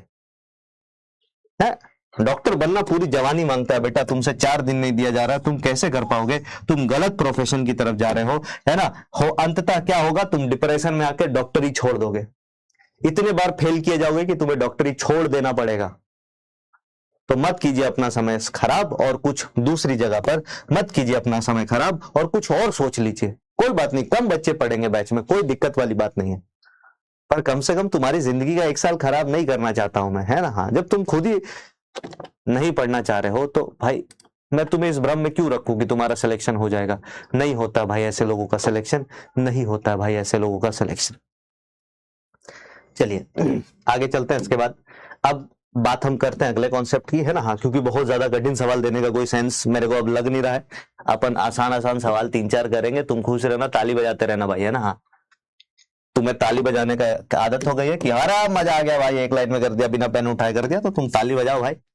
हाँ, कुछ लोग जीवन में ताली बजाने के लिए भी चाहिए ना, नहीं तो खिलाड़ी खेलेंगे तो ताली कौन बजाएगा। सीमांत अभिकारक लिखिए।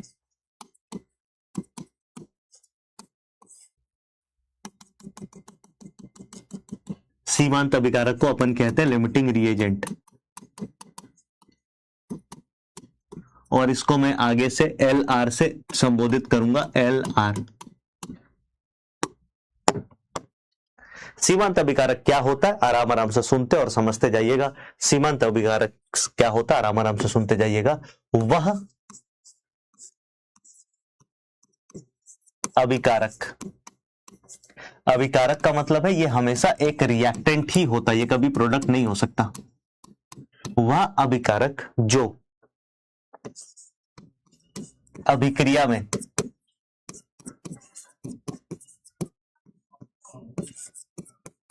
सबसे पहले समाप्त हो जाए,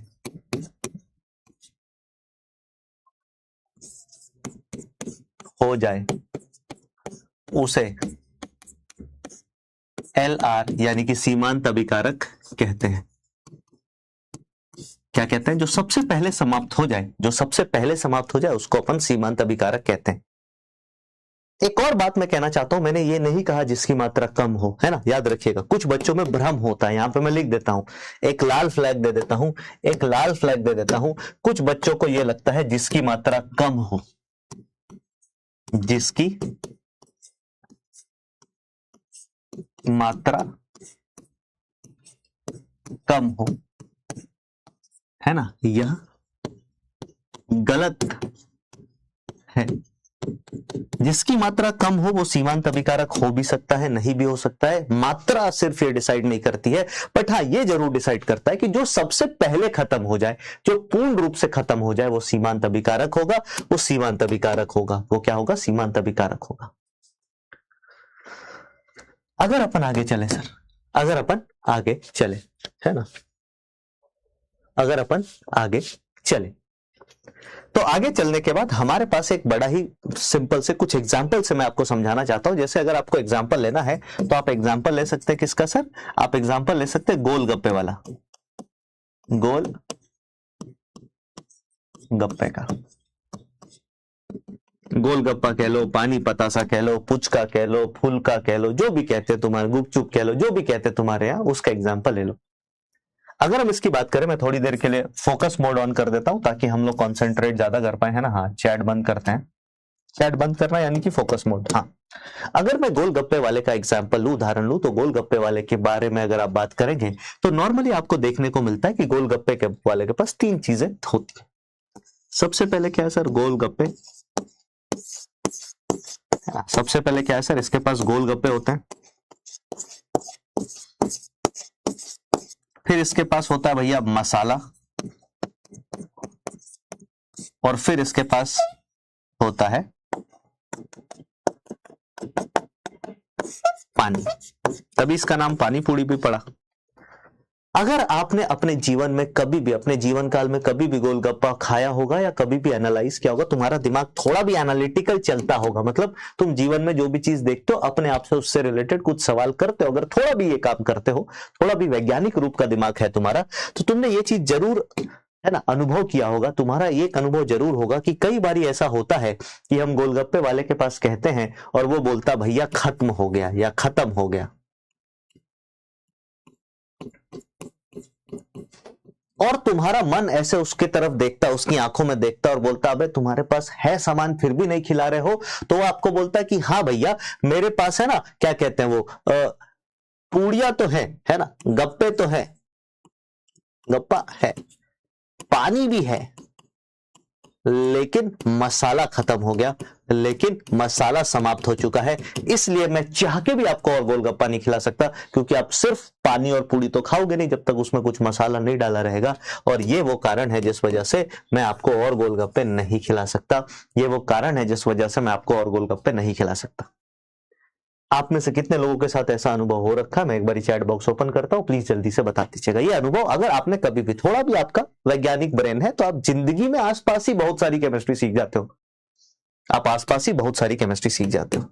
तो मैंने क्या बोला, मैं फिर से रिपीट करता हूं, ये अनुभव सबके साथ ऐसा हुआ होगा कि अगर हम गोलगप्पे की दुकान पे गए हैं, मान लो रात में गए, हम पढ़ाई कर रहे थे, 8-9 बजे हमें याद आया कि चलो यार, है ना, 10 रुपए का गोलगप्पा खा के आते हैं, और तुम 10 रुपए का गोलगप्पा खाने गए, और जैसे ही तुम खाने गए उसने बोल दिया कि भाई नहीं खिला पाऊंगा। तुम्हें दिख रहा है कि उसके पास पानी खूब सारा पड़ा है, तुम्हें दिख रहा है कि उसके पास ये पानी पूरी की पूड़ियां बहुत सारी पड़ी हैं, गोलगप्पे बहुत सारे पड़े हैं, लेकिन वो मना कर देता है। लेकिन वो मना कर देता है, क्यों मना कर देता है? क्योंकि उसके पास जो मसाला है, उसके पास जो मसाला है वो सीमांत अभिकारक, लिमिटिंग रिएजेंट का काम कर रहा है सर। किसका काम कर रहा है? लिमिटिंग रिएजेंट का। जैसे ही ये खत्म हो गया, उसके बाद बाकी अभिकर्मक तुम्हारे पास कितने भी बचे हो, बाकी अभिकर्मक तुम्हारे पास कितने भी बचे हो, उसका कोई फायदा नहीं रह जाता, सब धरे के धरे रह जाते हैं, और ज्यादा गोलगप्पे तुम बेच ही नहीं पाओगे, और ज्यादा गोलगप्पे तुम बेच ही नहीं पाओगे। अब मैं इसको मिटा देता हूं, ये एक उदाहरण था, ये एक उदाहरण था, है ना, आप उदाहरण समझिए, गोलगप्पे वाला मैंने दे दिया, अब आपके दिमाग में उदाहरण आ जाएगा। अब मैं जो कहना चाहता हूं वो ये है, अगला पॉइंट, कि भाई सीमांत अभिकारक क्यों इतना इंपॉर्टेंट है? क्योंकि किसी भी अभिक्रिया में, किसी भी अभिक्रिया में सीमांत अभिकारक, किसी भी अभिक्रिया में सीमांत अभिकारक जो है वो सब कुछ डिसाइड करता है। वो मतलब तुम समझ लो जिल्ले इल्लाही है ना। हाँ, जिल्ले इल्लाही का मतलब क्या होता है सर? वो मतलब सब कुछ डिसाइड करने वाला वही है। तो लिखिए अपनी कॉपी में कि कितना उत्पाद बनेगा,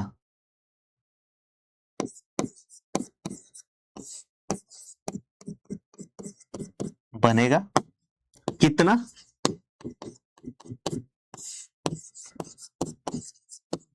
अभिकारक बचेगा, यह एलआर से तय होगा। जितना एलआर है उसके हिसाब से ही सारी चीजें तय होंगी। यानी कि अब मैं आखिरी बात आपको जो कहने जा रहा हूं उसको बहुत से ध्यान से सुनिएगा कि स्टोइशियोमेट्री के साथ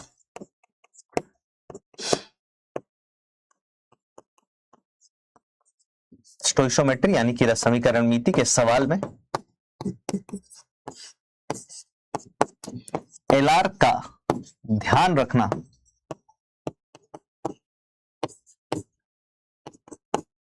हमारा मौलिक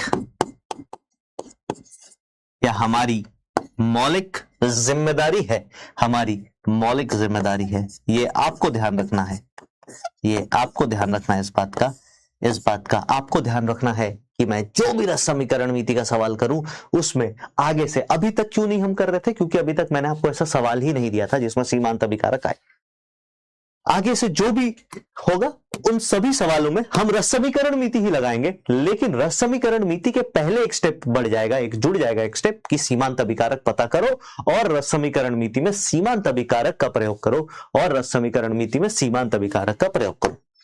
जल्दी से इसको कॉपी करके सीकेल कर दीजिए, है ना। तब तक मैं कुछ बच्चों के डाउट ले लेता हूं। सीकेल मार दीजिए आप, फिर हम आगे बढ़ते हैं। सर प्लीज आप जल्दी जल्दी नहीं पढ़ाया करो, फर्स्ट टाइम पढ़ रहा हूं। क्या जल्दी जल्दी पढ़ाया आप मुझे बताइए। इस पर कुछ भी जल्दी जल्दी नहीं किया बेटा। मैंने आपको क्या बोला था, आपको लगेगा जल्दी जल्दी। क्यों लगेगा पता है? क्योंकि जब शुरू में चीजें पढ़ा रहा था तब आपने प्रैक्टिस नहीं करी है। ये मोल निकालना ना अब मुंह जबानी होना चाहिए, ऐसे जैसे कि अच्छा इस कितना है, ये सब मुंह जबानी होना चाहिए।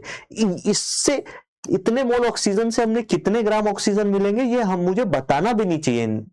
ईमानदारी वाली बात ये है। अगर आप सच में सिलेक्शन की तरफ जाना चाहते हो तो ये सब चीजें अब आपकी परिपक्व हो जानी चाहिए। क्योंकि एक बात सोचो ना, अगर शुरू के 6 लेक्चर में तुमने कुछ नहीं सीखा, मतलब तुमने पढ़ा सब, तुम्हें लग रहा तुम्हें सब आता है, तुमने रिवाइज ही नहीं किया। यही गलती तो पिछले साल भी की थी ना। एक ही गलती बार बार दोहरा के तुम अपने जीवन को सफल नहीं बना सकते बेटा। एक ही गलती को बार बार दोहरा के तुम अपने जीवन को सफल नहीं बना सकते। तुम छोड़ो इधर उधर का, तुम विराट कोहली का एग्जांपल देख लो। विराट कोहली टेस्ट मैचेस में आउटसाइड ऑफ स्टंप पे आउट होना शुरू हुआ, टेस्ट करियर उसको संन्यास लेना पड़ेगा सर। तो जब विराट कोहली नहीं बचा एक ही गलती दोहरा दोहरा के, तो तुम क्या चीज हो बे? हैं? जब विराट कोहली जिसने भारतीय क्रिकेट को इतना कुछ दिया, जिसने सचिन के भी कुछ रिकॉर्ड्स तोड़ दिए। सोचो, सचिन तेंदुलकर के रिकॉर्ड तोड़ने के बारे में सोचना भी बहुत बड़ी बात है। जिसने सचिन तेंदुलकर के, मतलब जिसको भगवान कहा जाता है क्रिकेट के, उसके भी अगर उसके एक ही रिकॉर्ड तोड़े वो भी बहुत बड़ी बात है। जब वो नहीं बचा बेटा एक ही गलती दोहरा दोहरा के, तो तुम क्या चीज हो यार। तुम हर दिन वही गलती कर रहे हो, रिवाइज नहीं करना। करते रहिए इस गलती को, अगले साल फिर मिलेंगे, है ना। फिर स्ट्रेटजी डिस्कस करेंगे, फिर मोटिवेशन दूंगा आपको, लेकिन शायद सिलेक्शन फिर भी ना हो। क्यों? क्योंकि जो मूल गलती है वो कंटिन्यूड है। संडे मिला था, प्रैक्टिस करते, बोल्स निकालना सीखते कि आगे चल के, मैं बार बार बोल रहा था ना कि इन सब चीजों में आगे चल के टाइम नहीं दे पाऊंगा। मैं फिर से नहीं सिखाऊंगा कि देखो कैसे किया था। मोलर द्रव्यमान निकालना नहीं सिखाऊंगा, आगे सिखा दिया है, लेक्चर लिए हैं 1.5-2। सर Na का AM 23U, GAM 23G, क्या 30U को ग्राम में इतना ग्राम को? हाँ बिल्कुल आप सही कह रहे हो। जो आपने ये जो दीदी आपने बात करी बिल्कुल सही है। सर एनटीपी क्या है? एनटीपी का मतलब होता है नाश्ता करो टाइम पर, नाश्ता के टाइम पर, है ना। हाँ, नाश्ते के टाइम पर आयतन को एनटीपी कहते हैं। ठीक है, हाँ। जैसे आपके सवाल वैसे पता जाओ। ठीक है सर, समझ में नहीं आया। नहीं, देखो समझ, सब बैलेंसिंग सिखाई और ये लिखना सिखाया, समझ नहीं आया इनको। क्या कर सकते हैं? पिछले क्लास में दीदी शायद मैं ही गलती कर रहा हूं कुछ, है ना। हाँ, मैं शायद समझ रहा हूं कि आप लोग 8वीं 9वीं 10वीं पढ़ के आए हो, है ना। वैसे तो आप 11वीं 12वीं पढ़ के आए हो, बट मेरी गलती यह है कि मैं समझ रहा हूं कि तुम्हें 10वीं तक की चीजें तो थोड़ी बहुत आती होंगी। ये मेरी गलती है ना। हाँ, मैं गलत बैच समझ के आपको शायद पढ़ा रहा हूँ। ठीक है, कोई बात नहीं। दीदी समझ में नहीं आया, मैं फिर भी अपने आप को कंट्रोल करता हूँ। कोई बात नहीं दीदी, आप शुरू से लेक्चर 1 से लेकर के अभी तक देखेंगी, या कल का लेक्चर अगर आप एक बार देख लेंगे आपको समझ में आ जाएगा, लेकिन कल का लेक्चर देखना पड़ेगा। हाँ सर, कर दिया बेटा, रिपीट एक बार कर दिया है ना। हाँ, बस इतना ही रिपीट होगा, इससे ज्यादा रिपीट नहीं हो पाएगा। अगर आपको लग रहा है गड़बड़ है, आप कहीं और जाके पढ़िए। बिल्कुल हाँ, मेरे को भीड़ को पढ़ाना भी नहीं है ना। हर इंसान को घी हजम नहीं होता है, हर इंसान को घी हजम नहीं होता है। है ना, और मेरा कंटेंट वैसा ही रहेगा, तगड़ा रहेगा, दमदार रहेगा। तुम अगर मेहनत कर सकते हो, तुम्हारी औकात है पढ़ने की तो पढ़िए, नहीं औकात तो कोई बात नहीं, ऑल्टरनेटिव बहुत सारी चीजें, जाइए वहां पढ़िए। चलिए खैर आगे आते हैं सर। तो अब हम एलआर निकालना सीखेंगे, एलआर को कैसे ज्ञात करें। एलआर ज्ञात करने की विधि, किस तरीके से एलआर को ज्ञात किया जाएगा इसकी विधि लिख लीजिए, है ना, ये बहुत ज्यादा जरूरी है। वैसे है तो ये 2 मिनट का काम, है तो ये 2 मिनट का काम, उससे ज्यादा का ये काम है नहीं, है ना, हाँ है तो ये 2 मिनट का काम, उससे ज्यादा का काम है नहीं, बट विधि आप अपने नोटबुक में लिख लीजिए ताकि कल को आपको रिवाइज करने में आसानी हो। सबसे पहला स्टेप 1 है, क्योंकि मैंने आपको बोला ना एलआर हमेशा स्टोइशियोमेट्री रस समीकरण मिति के साथ आता है, तो स्टेप 1 में कहता है कि सबसे पहले आप क्या लिखिए, है ना, बैलेंस्ड अभिक्रिया, बैलेंस्ड अभिक्रिया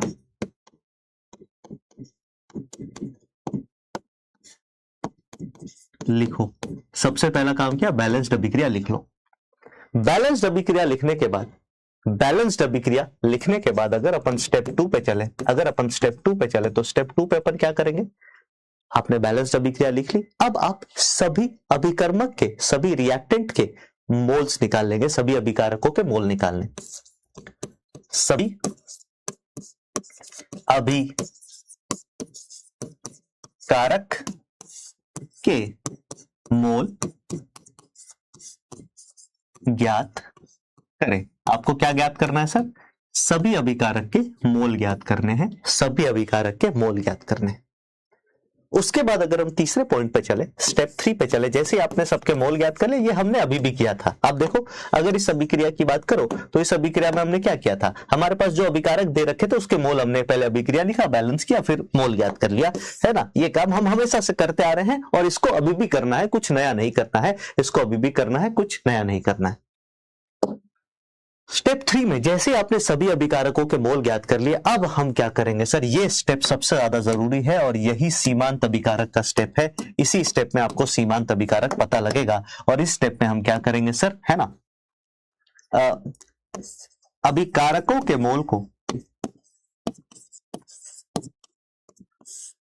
अभिकारकों के मोल को उनके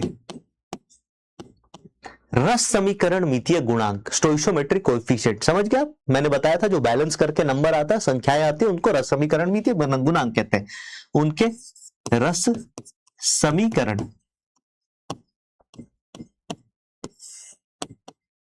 मितीय गुणांक से भाग कर एक रेशियो, जिसका नाम अपन बोलेंगे छोटा आर, क्या बोलेंगे, छोटा आर, जैसे छोटा भीम होता है वैसे ही छोटा आर ज्ञात करें, ज्ञात करें। इसका मतलब हमने क्या किया सर, छोटा आर एक रेशियो ज्ञात कर लिया। कैसे ज्ञात किया, ऊपर वाले पद में मोल निकाला था, हर रिएक्टेंट के मोल को उसके रस समीकरण मितीय गुणांक स्टोइशियोमेट्रिक कोएफिशिएंट से डिवाइड कर दिया, उससे डिवाइड कर दिया। डिवाइड करने के बाद आप बोलोगे सबसे, जिसका आर सबसे छोटा, जिसका छोटका आर सबसे छोटा,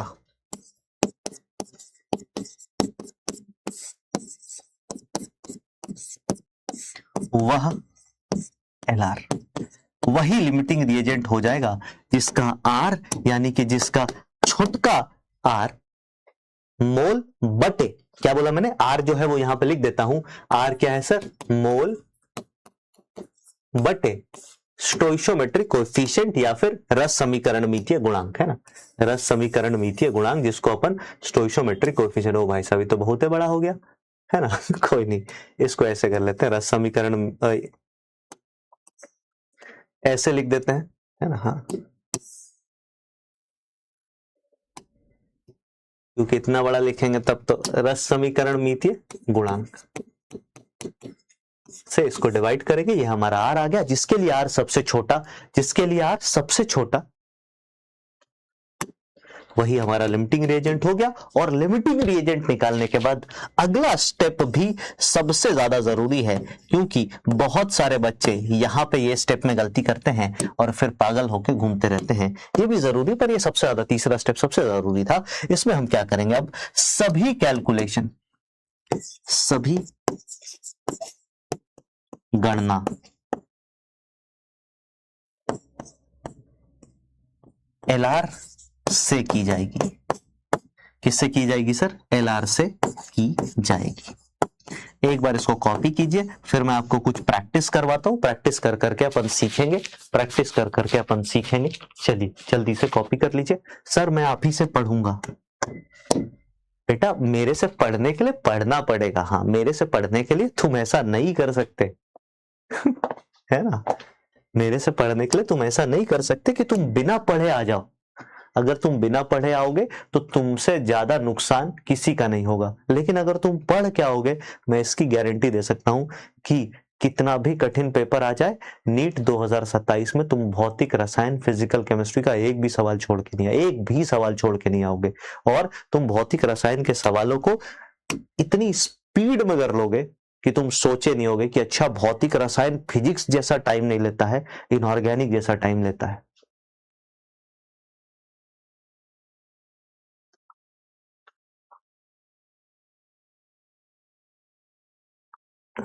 समझे क्या?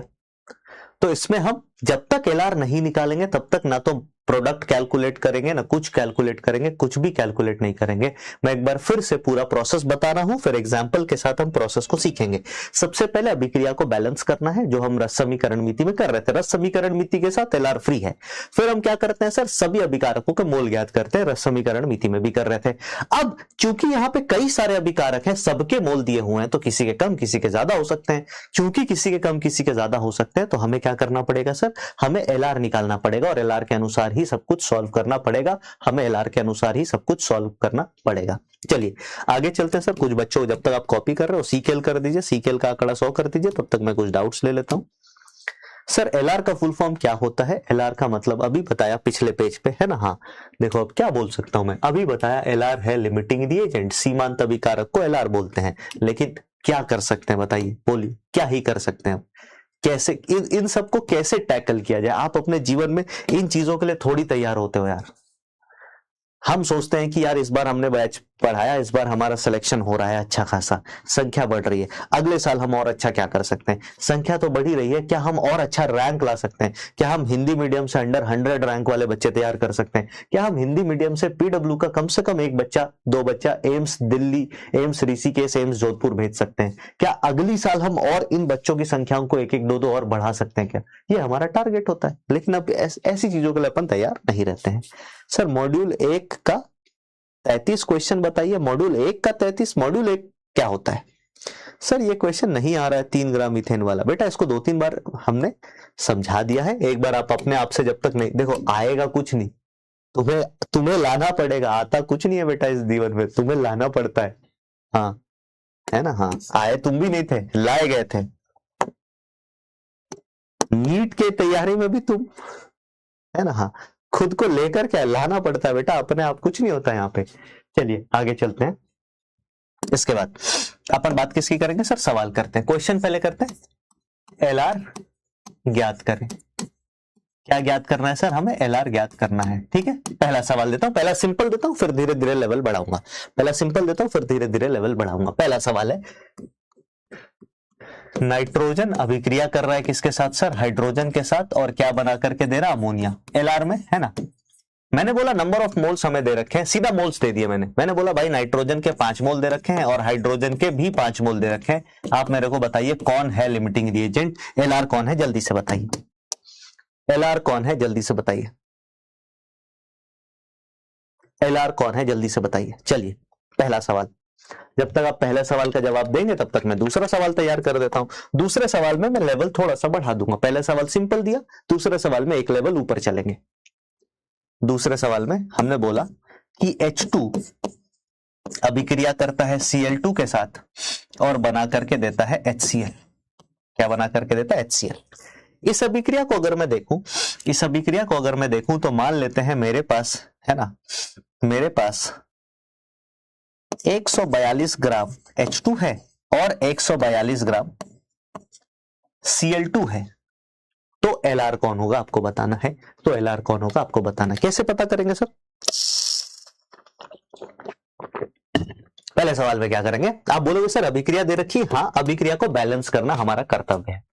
बैलेंस कैसे करेंगे? N2 यहां पे लगाएंगे 3, यहां पे लगाएंगे 2, अब हो गया ये अभिक्रिया बैलेंस। सिंपल। अभिक्रिया को बैलेंस करने के बाद हमें सभी अभिकारकों के मोल्स पता करने थे। हमने सभी अभिकारकों के मोल्स पता कर लिया। आपने बोला पता क्या कर लिया, दे रखा है सवाल में इसका 5 इसका 5। अब आप बोलेंगे सर हम छोटा आर निकालेंगे, और याद रखिएगा छोटा आर, अब मैं जो आपको बता रहा हूं उसको सुनिएगा। कभी भी सीमांत अभिकारक के सवाल अगर आप रफ कॉपी में भी कर रहे हैं, सवाल करने के लिए भी कर रहे हैं, तो इसके ऊपर हमेशा 1 से 1.5 लाइन छोड़ेंगे, उसी 1-1.5 लाइन में अपन छोटका आर निकालेंगे। छोटका आर अपन हमेशा ऊपर निकालेंगे। पूछो क्यों निकालेंगे ऊपर? क्योंकि नीचे हम ना फिर सवाल को सॉल्व कर सकते हैं। अगर हमने नीचे छोटा आर निकाल दिया, फिर हमें एक स्टेप ऊपर देख करके सॉल्व करना पड़ेगा, कई बार कंफ्यूजिंग हो सकता है। तो आपने बोला सर छोटका आर जो है वो कितना हो जाएगा? सर इसके लिए छोटका आर हो जाएगा 5/1, इसके लिए छोटका आर जो है वो हो जाएगा 5/3। 5/1 और 5/3 में छोटी संख्या कौन सी है? आप बोलेंगे इन दोनों में ये वाली संख्या बड़ी, ये वाली संख्या छोटी। क्योंकि ये छोटी संख्या है तो हम सीधा सीधा इसको घेरेंगे और बोलेंगे बाबू तुम ही हो हमारे LR, है ना? हाँ तुम ही हो हमारे LR। H2 क्या है सर? H2 हमारा LR हो गया। H2 हमारा क्या हो गया सर? H2 LR। इस अभिक्रिया का आंसर क्या है? लिमिटिंग रिएजेंट जो है वो H2 हो जाएगा। अब मेरी बात सुनना, मैंने आपको आरबीआई का तरीका सिखाया था कि किस तरीके से हम नंबर ऑफ मोल्स और बाकी चीजें लिखते हैं। तो आप आरबीआई अगर इसके लिए स्टोइशियोमेट्री लगानी है तो आप क्या लिख सकते हो sir? Number of moles of H2 upon इसका स्टोइशियोमेट्रिक कोएफिशिएंट 1, ये बराबर हो जाएगा number of moles of N2 upon इसका H2 के नीचे 3 आएगा, यहाँ पे 1 आएगा, और ये बराबर हो जाएगा number of moles of ammonia बटे इसका रस समीकरण मीते गुणक 2। अब मेरा सवाल यह है कि इसमें से तुम इनपुट क्या करोगे? इनपुट क्या करोगे? क्यों सर? क्योंकि हमें number of moles of N2 भी पता है, हमें number of moles of H2 भी पता है। आप क्या इनपुट करोगे बताइए? मेरा सवाल अगला ये है। तो आपको मैंने यहां पे बातें लिखाई कि बेटा जो भी चीजें कैलकुलेट होंगी सभी गणना लिमिटिंग रिएजेंट से की जाएगी। इसका मतलब ये जो हमने आरबीआई सीखा था, अब इसमें जो LR है उसका मान आप रख सकते हो, जो LR नहीं है उसका मान नहीं रखोगे। तो हम इनपुट किसका करेंगे? हम इनपुट नंबर ऑफ मोल्स, ये हमारा इनपुट होगा। बाकी किसी भी चीज को हम इनपुट नहीं करेंगे, बाकी सब चीज हमें मिलेगा, पता लगेगा LR के हिसाब से। बाकी कौन बचेगा कौन बनेगा वो LR हमें पता करके देगा। कौन बचेगा कौन बनेगा ये LR हमें पता करके देगा। आगे चलते हैं सर दूसरे सवाल में। दूसरे सवाल की बात करें तो दूसरा सवाल H2 प्लस Cl2 हमें क्या बना के दे रहा है? HCl। अगर हम बात करें सर यहाँ पे हम 2 लगाएंगे, अभिक्रिया बैलेंस हो गई, संतुलित अभिक्रिया हो गई। इस संतुलित अभिक्रिया में हमें क्या दे रखा है? आप देखोगे सर ये भी ग्राम मतलब W वजन दे रखा है। वजन देने के बाद हमारा कर्तव्य है नंबर ऑफ मोल्स निकालना। तो वजन के नीचे ही नंबर ऑफ मोल्स निकाल लो। आपने वेट लिखा, नीचे मोल्स निकाल लो। सर हाइड्रोजन के कितने मोल्स हो जाएंगे? 142 ग्राम, और इसका मोलर भार 2 होता है तो उसको 2 से डिवाइड किया, यानी कि इसके हमारे पास आ गए 71 मोल। सर Cl2 का भार कितना होता है? क्लोरीन का 35.5, 2 क्लोरीन का Cl2 का भार हो जाएगा आपका कितना 71। तो इसको 71 से डिवाइड करेंगे तो 142 को हमने जैसे 71 से डिवाइड किया, ये कितना आ गया सर? ये आ गया 2 मोल। अब अपन क्या करेंगे सर? ये अभिक्रिया बैलेंस है तो आप बोलेंगे हम छोटा आर निकालेंगे। छोटा आर इसके लिए हो जाएगा 71/1, छोटा आर इसके लिए हो जाएगा 2/1। तो आप बोलोगे सर इनमें से कौन सी संख्या छोटी है? यही वाली संख्या छोटी है। तो हमारा Cl2 जो है वो हमारा क्या हो गया? Cl2 जो है वो हमारा LR हो गया। LR हमारा क्या हो गया सर? Cl2 हमारा LR हो गया, है ना? Cl2 हमारा LR हो गया। अब क्योंकि Cl2 LR है तो इस अभिक्रिया में हम आगे जो भी चीज कैलकुलेट करेंगे, यानी कि number of moles of H2 upon इसका स्टोइशियोमेट्रिक कोएफिशिएंट 1, ये बराबर हो जाएगा number of moles of CO2 बटे इसका स्टोइशियोमेट्रिक कोएफिशिएंट 1, ये बराबर हो जाएगा number of moles of HCl बटे इसका स्टोइशियोमेट्रिक कोएफिशिएंट 1। इसमें इनपुट किसका करेंगे? इसमें इनपुट हम इसको करेंगे, बाकी सब चीज आउटपुट होगा, बाकी सब चीज हमें मिलेगा, बाकी सब चीज हमें मिलेगा, प्राप्त होगा। क्या मेरी बात यहां तक आप सभी लोगों को क्लियर है? मेरा पहला सवाल यह है, आप में से कितने लोग LR निकालने का तरीका सीख चुके हैं? एक बार जल्दी से पोल करते हैं, यस और नो का पोल बता दीजिएगा। कितने लोग LR निकालने का तरीका सीख गए कि हाँ सर हमें 3 स्टेप में LR हम निकाल सकते हैं। सबसे पहला स्टेप क्या है सर? अभिक्रिया को लिखिए और संतुलित कीजिए। कई बार अभिक्रिया लिखी हुई होगी, संतुलित नहीं होगी तो संतुलित कर लेंगे। कई बार अभिक्रिया लिखी भी नहीं होगी तो लिखना भी हमें ही है, संतुलित भी हमें करना है। इसको करने के बाद फिर हम सभी के मोल्स निकाल लेंगे। कई बार डायरेक्टली मोल्स दिया होगा तो हमारा एक स्टेप बच गया, मतलब एक बार मेहनत करने से बच गए, मोल दिया हुआ ही है। कई बार मोल हमें निकालना पड़ेगा तो हमने उसको भी निकाल लिया, हमने दोनों तरीके से प्रैक्टिस कर लिया। फिर जो कॉमन चीज है हर बार वो क्या है सर? सबके लिए छोटा आर निकालना। सबके लिए छोटा आर निकालना मतलब हम वो रेशियो निकालेंगे, जो रेशियो क्या होता है सर, हर अभिकर्मक का, रिएक्टेंट की बात कर रहे हैं, हर, है ना, अभिकारक के मोल्स बटे उसका स्टोइशियोमेट्रिक कोएफिशिएंट, मोल बटे स्टोइशियोमेट्रिक कोएफिशिएंट, मोल बटे स्टोइशियोमेट्रिक कोएफिशिएंट, मोल बटे स्टोइशियोमेट्रिक कोएफिशिएंट, और इसमें जो संख्या छोटी होगी वो एलआर कहलाएगी। सर NH3 के लिए निकालेंगे क्या बेटा, NH3 तो अभिकारक है ही नहीं ना, NH3 तो अभिकारक है नहीं, अभिकारक के लिए निकाला जाता, सीमांत अभिकारक होता है, जो रिएक्टेंट है वो डिसाइड करेगा, प्रोडक्ट थोड़ी डिसाइड करेगा प्रोडक्ट कितना बनेगा, प्रोडक्ट थोड़ी डिसाइड करेगा कि प्रोडक्ट कितना बनेगा। चलिए आगे चलते हैं सर अगले पेज पे। अब सवाल दूं, अब एक जेई मेंस का सवाल आपके सामने रखूं, जेई मेंस का सवाल थोड़ा आसान रूप में आपके सामने रखता हूं, थोड़ा वैल्यूज को आसान करके, है ना, थोड़ी वैल्यूज को आसान करके आपके सामने रखता हूं, है ना। आइए देखते हैं, क्वेश्चन है कि 68 ग्राम N2 की अभिक्रिया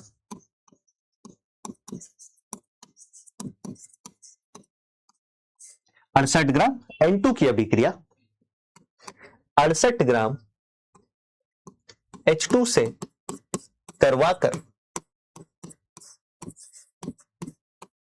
अमोनिया बनाया जाता है, अमोनिया बनाया जाता है ना। मैं पहले आपको सवाल, है ना, स्कूल के तरीके से दे रहा हूं, वैसे है ये जेई मेंस का सवाल। जेई मेंस में 68 ग्राम के जगह दोनों के 10 ग्राम ले रखे थे, एक सवाल में एक बार और आया 68 ग्राम के जगह दोनों का 1 किलोग्राम ले रखा था, 2-3 बार जेई मेंस में सवाल आ चुका है, बस वजन मैंने ऐसा रख दिया कि अभी आपके लिए कैलकुलेशन आसान हो। फिर आगे इन्होंने क्या किया, या 68 नहीं लेते यार, रुको यार, 68 मैंने गलत ले लिया है ना, 56 लेना पड़ेगा हमें, आई एम सॉरी, हमें 56 लेना पड़ेगा, 68 की जगह 56 कर लो यार प्लीज, सवाल आसान हो जाएगा आपके लिए ना, 68 में तो आप कंफ्यूज हो जाओगे, 68 थोड़ा सा कॉम्प्लिकेट कर देगा। हाँ, तो आपको सबसे पहले बताना, सबसे पहला सवाल है एलआर कौन है, एलआर ज्ञात करें, या ऐसे लिख देता हूं ज्ञात करें, ज्ञात करें। सबसे पहला एलआर आपको ज्ञात करना, लिमिटिंग रिएजेंट कौन है, लिमिटिंग रिएजेंट ज्ञात करने के बाद आप तुरंत ही क्या ज्ञात करेंगे सर, इसके बाद आप ज्ञात करेंगे कि कितना उत्पाद बनेगा, है ना, अमाउंट ऑफ अमोनिया, अमोनिया कितना बनेगा ये आपको ज्ञात करना, अमोनिया कितना बना, और तीसरे में आपको ज्ञात करना है कि कौन सा अभिकर्मक बचेगा, कौन सा अभिकर्मक बचेगा और कितना, और कितना बचेगा, और कितना बचेगा, ये भी आपको निकालना है, ये 3 चीजें करनी है। सबसे पहला काम क्या है सर, प्रोसेस क्या है, रिएक्शन अपन लिखेंगे, कैसे लिखेंगे, आपने बोला सर देखो हमारे पास है N2 की अभिक्रिया अपन कराएंगे 3H2 से, और ये हमें क्या बना के देगा, अमोनिया बना के देगा। सबसे पहला काम रिएक्शन लिख लिया और बैलेंस भी कर लिया, क्योंकि ये बहुत कॉमन रिएक्शन है तो इसको हमने खट से बैलेंस कर लिया, इसमें हमें टाइम नहीं लगा। अब हमें क्या दे रखा है सर, सभी का वेट दे रखा है W, तो हमने W लिख दिया। W किसका किसका दे रखा है सर, N2 का, N2 का वेट कितना है 56 ग्राम। सर हाइड्रोजन का वेट भी कितना है सर, 56 ग्राम। अब हम नंबर ऑफ मोल्स निकालेंगे, नंबर ऑफ मोल्स कैसे निकालेंगे, तो 56 बटे इसका मोलर भार N2 का जो कि 28 होता है, इसके हमें 2 मोल मिल गए।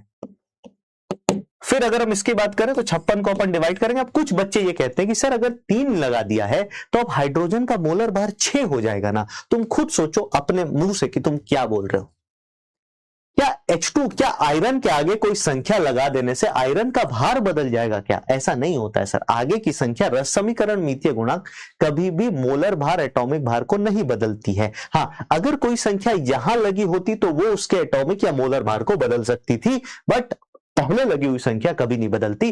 तो आपने बोला 56 को अपन मोलर भार 2 से भाग करेंगे। ये कितना आ गया सर? ये आ गया 28 मोल। इसका मतलब इसके हमारे पास कितने मोल है? 2 मोल। इसके हमारे पास कितने मोल है? 28 मोल। अभी हमारा आंसर आ गया क्या? इसका सही उत्तर है नहीं सर, अभी हमारा आंसर नहीं आया। अब हम निकालेंगे छोटा आर। छोटा आर किसके बराबर होता है सर? मोल बटे रस समीकरण मितीय गुणांक, यानी कि इसको हम करेंगे 2/1, इसको हम करेंगे 28/3। 2/1 और 28/3 में ऑब्वियसली ये छोटा संख्या है। तो पहले सवाल का जवाब हो गया। लिमिटिंग रिएजेंट आपका कौन है? आप बोलेंगे नाइट्रोजन हमारा लिमिटिंग रिएजेंट है। पहले सवाल का जवाब हो गया। क्या मेरी बात क्लियर है? बताइए हाँ या ना। क्या मेरी बात क्लियर है? नाइट्रोजन हमारा लिमिटिंग रिएजेंट है। नाइट्रोजन हमारा क्या है सर? लिमिटिंग रिएजेंट है। कोई दिक्कत, कोई परेशानी किसी को? इसमें से कितने लोगों का मैच कर गया जल्दी? अच्छा, मैंने बोल दिया था यस और नो का, उसको देख लेते हैं। है ना। हाँ, 91 92% लोगों को समझ में आ गया। नाइट्रोजन हमारा लिमिटिंग रिएजेंट है, हमने सीधा फेंक के हमारा आंसर मिल गया। अब हम दूसरे पे चलते हैं। दूसरा सवाल क्या है सर? दूसरा सवाल हमारे पास है कि कितना अमोनिया बनेगा। अमाउंट ऑफ अमोनिया मतलब हमसे डब्ल्यू अमोनिया पूछा है। क्या पूछा है? Weight of ammonia. क्या हम वेट ऑफ अमोनिया डायरेक्टली निकाल सकते हैं? आप बोलोगे नहीं सर, वेट ऑफ अमोनिया को निकालने के लिए, वेट ऑफ अमोनिया को निकालने के लिए हमें नंबर ऑफ मोल्स पे जाना पड़ेगा।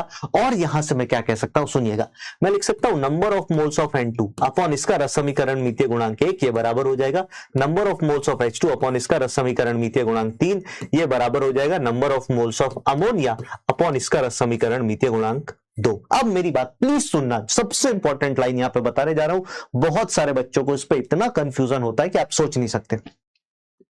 सबसे इंपॉर्टेंट और सबसे जरूरी लाइन जो मैं कहने जा रहा हूं उसको प्लीज आराम आराम से सुनिए और समझिएगा। वो बात यह है कि यार देखो, हमें इसके मोल्स भी पता है। क्या क्या हमें पता है वो सुनिएगा। सर हमें इसके मोल्स भी पता है और हमें इसके मोल्स भी पता है।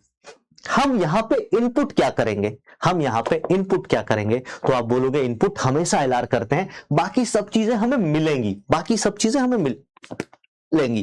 तो आपने बोला एलआर कौन था सर? एलआर हमारे पास था N2। N2 के मोल्स कितने आए थे? 2। तो हमने यहां पे 2 रखा। हमने बोला बेटा 2/1 जो है ये बराबर होगा number of moles of H2 upon 3 के, और ये किसके बराबर होगा? Number of moles of ammonia upon 2 के। हमें क्या निकालना है सर? अभी अमोनिया निकालना है। तो अगर अमोनिया निकालना है तो आप अगर थोड़े भी समझदार हैं, थोड़ा भी दिमाग चलता है, तो आप बोलेंगे सर इसको इसके साथ इक्वेट कर दो, इन दोनों को आपस में मिला लो, तो अमोनिया के मोल्स निकल जाएंगे। और यहां से number of moles of ammonia कितना आएगा? आप बोलोगे number of moles of ammonia जो है ये किसके बराबर आ जाएगा सर? 2 ऊपर चला जाएगा, 2 × 2 यानी कि 4 मोल। हमारा आंसर क्या अमोनिया का मोल था? नहीं सर, हमारा आंसर था अमोनिया का वजन निकालना।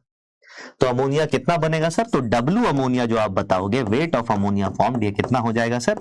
ये हो जाएगा 4 मल्टीप्लाइड बाय अमोनिया का मोलर भार 17, 17 चौके कितना होता है? 68। तो आपने बोला 68 ग्राम अमोनिया बन गया। इसका मतलब हमें एक और सवाल मिल गया, इसका मतलब हमें एक और सवाल मिल गया। लेकिन अगर आप इसको देखोगे तो आप बोलोगे सर यहां से आपने बोला कि हम लिमिटिंग रिएजेंट को इनपुट करेंगे, आपने बोला हम यहां पे लिमिटिंग रिएजेंट को इनपुट करेंगे। अगर हमने लिमिटिंग रिएजेंट को इनपुट किया है तो हम इन दोनों को भी तो आपस में इक्वेट कर सकते थे। हम इन दोनों को भी तो आपस में इक्वेट कर सकते थे। इन दोनों को आपस में इक्वेट करने से हमें क्या मिलेगा? अब इन दोनों को आपस में इक्वेट करने से आपको क्या मिलेगा? मेरी बात प्लीज ध्यान से सुनिएगा। बेटा N2 अभिकर्मक था, पूरी तरीके से खत्म हो चुका है। क्यों? क्योंकि सीमांत अभिकारक था, सीमांत अभिकारक बचता नहीं है। हाइड्रोजन जो है वो सीमांत अभिकारक नहीं था। और अब मैं एक शब्द कहने जा रहा हूं, उसको आरबीआई के रूप में साइड में बादल बना के GRB, ज्ञान रूपी बादल के रूप में लिख लीजिएगा कि जो अभिकर्मक या जो अभिकारक सीमांत अभिकारक नहीं होता, एलआर नहीं होता, उसको अपन आधिक्य अभिकारक कहते हैं, एक्सेस रिएजेंट कहते हैं। तो यहां पे आप चाहें तो ये लिख सकते हैं H2 जो है हमारा एक्सेस रिएजेंट है सर, आधिक्य अभिकारक है। एक्सेस रिएजेंट का मतलब जो बच जाएगा सर, एक्सेस रिएजेंट का सीधा सीधा मतलब है जो अभिक्रिया होने के बाद बच जाएगा। एक्सेस रिएजेंट H2 है। अब H2 अगर बचा है तो कितना बचा हम कैसे डिसाइड करेंगे? तो इस सवाल में देखना, सर ये अभिकर्मक है, सर ये भी अभिकर्मक है। अभिकर्मक के बारे में हमेशा निकलता है कि कितने मोल्स रिएक्ट करेंगे। तो आपने बोला जब इन दोनों को इक्वेट करेंगे ना तो ये हमें बता के देगा, ये है number of moles of H2 जो रिएक्ट कर गए बटे स्टोइकोमेट्रिक कोएफिशिएंट 3, ये किसके बराबर आएगा? 2/1 के बराबर। तो यहां से निकला number of moles of H2 reacted. कितने मोल्स H2 के रिएक्ट कर गए? ये कितना आ गया सर? ये आ गया 3 दूनी 6, यानी कि 6 मोल रिएक्ट कर चुके हैं सर। 6 मोल खत्म हो चुके, खत्म। हमसे पूछा है क्या सर? कौन सा अभिकर्मक बचेगा? H2 बचेगा। कितना बचेगा निकालने के लिए आप बोलोगे कि sir number of moles of H2 जो बचेगा ये किसके बराबर होगा सर? ये बराबर होगा number of moles of H2 जो हमने इनिशियली लिया था, शुरुआती लिया था, है ना, जो लिया था और इसको हम माइनस कर देंगे number of moles of H2 जो रिएक्ट कर गया रिएक्टेंट। अब मजे की बात यह है कि तुमने कितना मोल H2 का लिया था वो हमेशा सवाल बता के देगा। कितने मोल लिए थे सर? 28 मोल। सर 28 मोल में से रिएक्ट कितना किया? मात्र 6 मोल, मात्र 6 मोल रिएक्ट किया। तो आप बोलोगे H2 कितना बच जाएगा सर? सर कुल मोल 28 लिए थे, 6 मोल रिएक्ट कर गए, इसका मतलब H2 के 22 मोल बच गए। और चूंकि H2 के 22 मोल बचे हैं तो वेट ऑफ H2 जो बचेगा, वेट ऑफ H2 जो बचेगा वो कितना हो जाएगा सर? वो हो जाएगा आपका 22 इंटू H2 का भार 2, यानी कि 44 ग्राम हाइड्रोजन आपके पास बच जाएगा। 44 ग्राम हाइड्रोजन बच जाएगा सर। क्या मेरी बात समझ में आई? क्या मेरी बात समझ में आई? बताइए, क्या मेरी बात समझ में आई? 6 मोल अभिक्रिया कर गया है, 28 मोल में से 6 मोल कर गया तो मोल बचा, और मोल को मोलर द्रव्यमान से मल्टीप्लाई किया तो ग्राम बचा, तो ग्राम आया। तो आपने क्या बोला सर कि 22 मोल हाइड्रोजन बच चुके। टोटल 28 मोल थे, हाइड्रोजन बहुत ज्यादा थे। जैसे पानी पूरी वाले के पास पूड़ियां बहुत ज्यादा होती हैं, अब कितनी पूड़ियां बची है कैसे पता लगेगा? तो इसको पता लगाने के लिए सर 44 बचेगा हाइड्रोजन, है ना? ये बात क्लियर है? ये बात कितने लोगों को समझ में आ गई? इस सवाल के बारे में मैं एक बार पोल करा लेता हूं, मैं एक बार तब तक फिर से समझाऊंगा। एक सवाल जेई मेंस का दूंगा अभी, है ना? एक सवाल जेई मेंस का दूंगा, है ना? एक सवाल जेई मेंस का देता हूं, उसके बाद सर 22 इंटू 2 क्यों किया? क्योंकि बेटा जो 22 बचा है ये मोल है, हाइड्रोजन के मोल है। मुझे बताओ H2 का अगर 2 मोल बचेगा तो कितना भार होना चाहिए? आप बोलोगे सर मोलर भार से मल्टीप्लाई कर देंगे। H2 के 28 मोल थे, 28 में से 6 रिएक्ट कर गए, 6 खत्म हो गए, बचे कितने? 22 बचे। 22 बचे हुए मोल का भार कितना होगा? तो आप बोलोगे सर 2 से मल्टीप्लाई करना पड़ेगा, तभी हमें निकलेगा, तभी हमें निकलेगा, है ना? क्या मेरी बात क्लियर है? बोलो। या फिर दूसरा तरीका, एक और तरीका है, इसको सुनिए, एक और तरीका लॉजिकल है। क्या सर H2 का 6 मोल रिएक्ट कर गया, 6 मोल H2 का मतलब हम कह सकते हैं 12 ग्राम हाइड्रोजन अभिक्रिया कर चुका है। सर हाइड्रोजन हमारे पास कुल कितने ग्राम थे? तो अब यहां पे आ जाओ, ग्राम से ग्राम खेल सकते हैं, मोल से मोल खेल सकते हैं। सर 56 ग्राम हाइड्रोजन में से 12 ग्राम हाइड्रोजन अभिक्रिया कर गया तो 44 ग्राम हाइड्रोजन बचेगा, 44 ग्राम हाइड्रोजन बचेगा। क्या मेरी बात क्लियर है? सर मैंने आपके जैसा नहीं किया बट मेरा आंसर सही आ गया, कोई बात नहीं, मैं आपने जैसा किया होगा मैं वो भी तरीका बताऊंगा।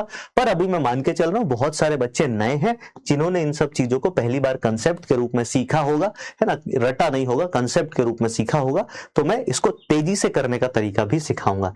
आइए देख लेते हैं भैया पोल का क्या उत्तर है ना? हाँ ठीक है, 85% लोगों को समझ में आया। 85% बहुत बड़ा नंबर है। पहला सवाल अपन ने किया है, फिर रिपीट कर देता हूं। इस सवाल में हमने सबसे पहले अभिक्रिया लिखा, अभिक्रिया लिखने के बाद हमने क्या किया सर? सभी के द्रव्यमान दे रखे थे, द्रव्यमान जो भी दिया था वो लिख दिया। हमें मोल्स निकालना था, अगर मोल्स दिया होता तो मेहनत नहीं करते, नहीं दिया था, दोनों के मोल्स निकाल दिए। मोल्स निकालने के बाद हमने छोटा आर निकाला, छोटा आर से हमें पता चला नाइट्रोजन एलआर है, पहले सवाल का आंसर। दूसरे सवाल अमोनिया कितना बनेगा, तो अमोनिया कितना बनेगा वो बनाने के लिए हमने क्या किया सर? ये आरबीआई लगा दिया, रस समीकरण मिति की आरबीआई का नाम से इसको जानेंगे।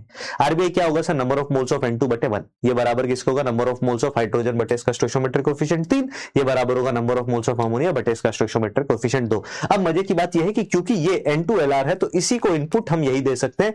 हमारे पास माल है ना, मान तो इसका और इसका दोनों का है, बट हम इसमें इनपुट सिर्फ और सिर्फ इसको कर सकते हैं, क्योंकि सिर्फ इसको इनपुट कर सकते हैं तो इसको हमने इनपुट किया, इनपुट करके ये इक्वेशन बना लिया। इस इक्वेशन से पहले अमोनिया और इसको रिलेट किया तो अमोनिया के मोल आ गए 4 मोल अमोनिया में कितना ग्राम होगा? तो आप बोलोगे मोलर भार से, अमोनिया के मोलर भार से मल्टीप्लाई किया, आंसर आ गया। फिर हाइड्रोजन की बात करें तो हाइड्रोजन की इस ये वाला इक्वेशन, ये वाला सूत्र हमें हाइड्रोजन कितना रिएक्ट किया ये बता के देगा। हमने निकाल लिया हाइड्रोजन कितना रिएक्ट करेगा, 6 मोल है। सर कुल हाइड्रोजन कितने थे? 28 मोल थे, 6 रिएक्ट कर गए, बच कितने गए? 22 मोल। 22 मोल जो हाइड्रोजन बचे उसका भार कितना होगा? 22 मोल जो हाइड्रोजन थे उसका भार कितना होगा? तो आप बोलोगे 22 मोल हाइड्रोजन का भार 44 ग्राम हो जाएगा। तो इसका आंसर आ गया 44 ग्राम, इसका आंसर आ गया 44 ग्राम। क्या मेरी बात क्लियर है? मैं फिर बता देता हूं, सबसे ज्यादा दिक्कत जो बच्चों को होगी वो तीसरे सवाल में होगी। तीसरे सवाल में क्यों दिक्कत होती है मैं फिर आपको बता, बड़ी लॉजिक सी बात है, बड़ी लॉजिकल बात यह है समझना कि मान लो तुम्हारे दोस्तों ने, है ना, तुम्हारे दोस्तों ने क्या किया? समोसा रखा बीच में और सब खा रहे हैं। अगर मैं तुमसे पूछूं कि 10 मिनट बाद कितने समोसे बचेंगे तो तुम कैसे पता कर सकते हो? दो तरीका, एक तो प्लेट में देख के पता कर लो, पर यहाँ पे प्लेट और रिएक्शन तो है नहीं हमारे पास तो सवाल है। तो हम क्या करेंगे, हम सबसे पूछ लेंगे कि ये बाबू तुम कितना समोसा खाए हो, तुम कितना समोसा खाए हो, तुम कितना समोसा खाए हो। उसी तरीके से हाइड्रोजन हमारे पास आधिक्य अभिकर्मक है, एक्सेस रिएजेंट है, हाइड्रोजन कितना बचेगा ये हम डायरेक्टली पता नहीं कर सकते, हम सीधा नहीं लिख सकते कि हाइड्रोजन इतना बचा। हम पूछेंगे कि बाबू हाइड्रोजन तुम रिएक्ट कितना किए हो, और रिएक्ट कितना किए हो ये हमें ये बना के रस समीकरण नीति हमें ये बता के दे देगा कि रिएक्ट कितना किया है। हमने ये पता कर लिया कितना रिएक्ट किया है, रस समीकरण मिति से 6 मोल आया हमारे पास।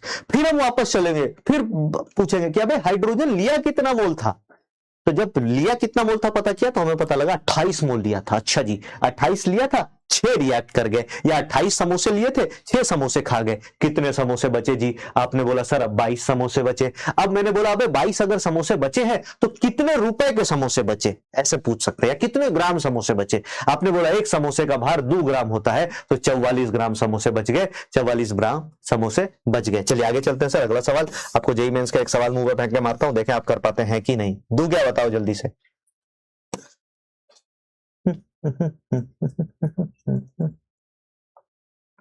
अबे बोलो हाँ या ना, कुछ बोल ही नहीं रहे हो यार।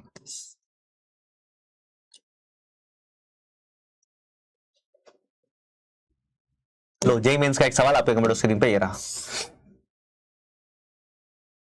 जेईई मेंस का एक सवाल आपके कंप्यूटर स्क्रीन पे ये रहा, जल्दी से इसको कीजिएगा। सुनिएगा यहाँ पे है गैस N2 + 3H2 हमें अमोनिया बना के देता है।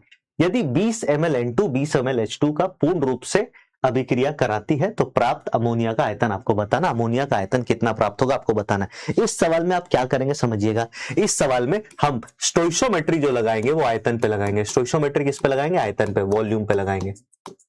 इसका मतलब वॉल्यूम को मोल मान के आप सॉल्व कर दो, वॉल्यूम को मोल मान के सॉल्व कर दो और अंत में मोल की जगह वॉल्यूम ml कर देना।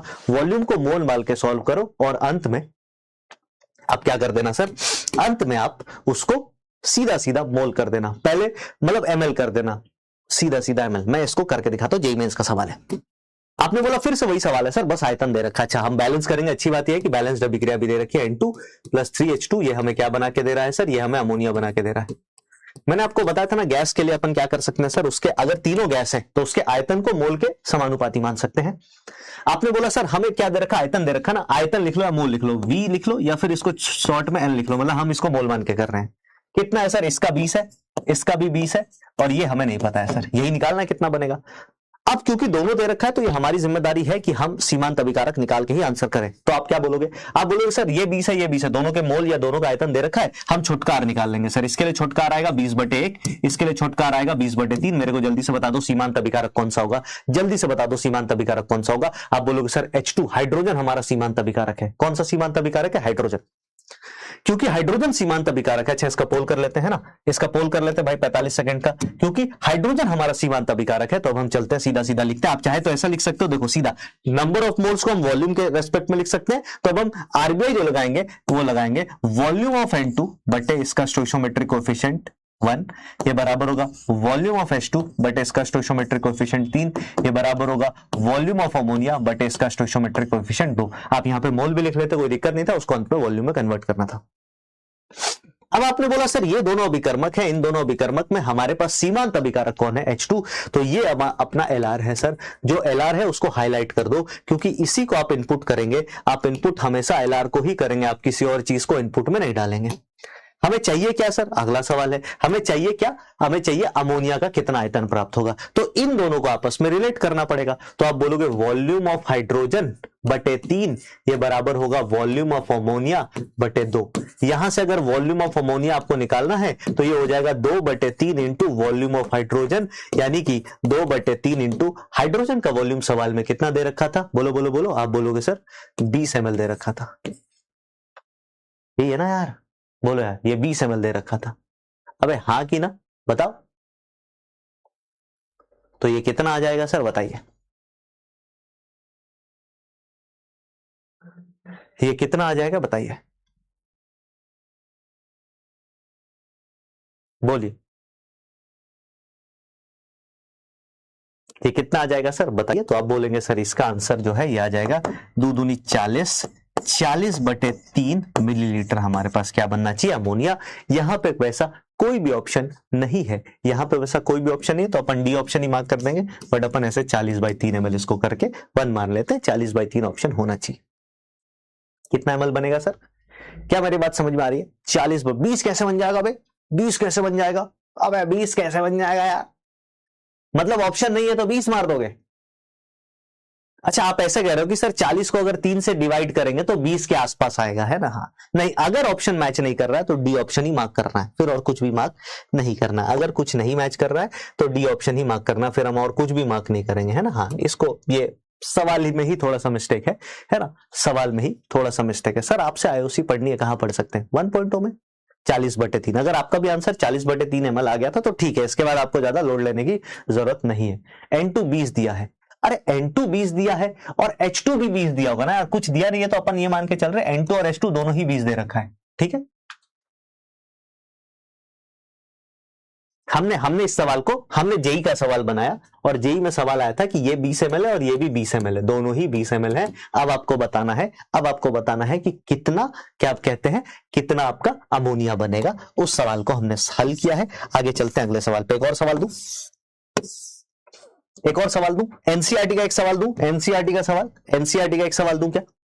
थोड़ी मेहनत करने के लिए तैयार हो तो बताओ। एनसीईआरटी का सवाल देता हूं, हमारे पास है। तीसरा सवाल करते हैं। 2a + 3b आपको बना के देता है c + 2d। क्या बना के देता है? c + 2d।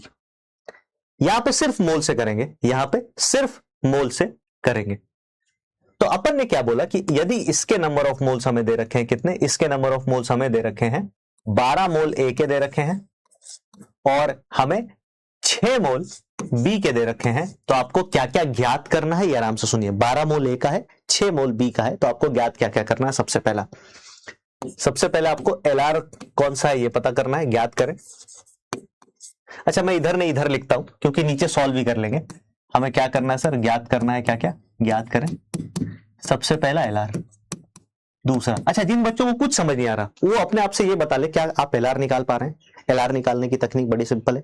क्या एलआर निकालने के बाद आप रस समीकरण मिति लिख पा रहे हैं? अगर आप इतना भी कर पा रहे हैं तो ठीक है, आगे मेहनत करना पड़ेगा, धीरे धीरे होगा, है ना? और क्लासेस आपको मोल वोल निकालना सीखना होगा भाई। मोल वोल निकालने जब तक नहीं सीखोगे तब तक तो बेकार ही है।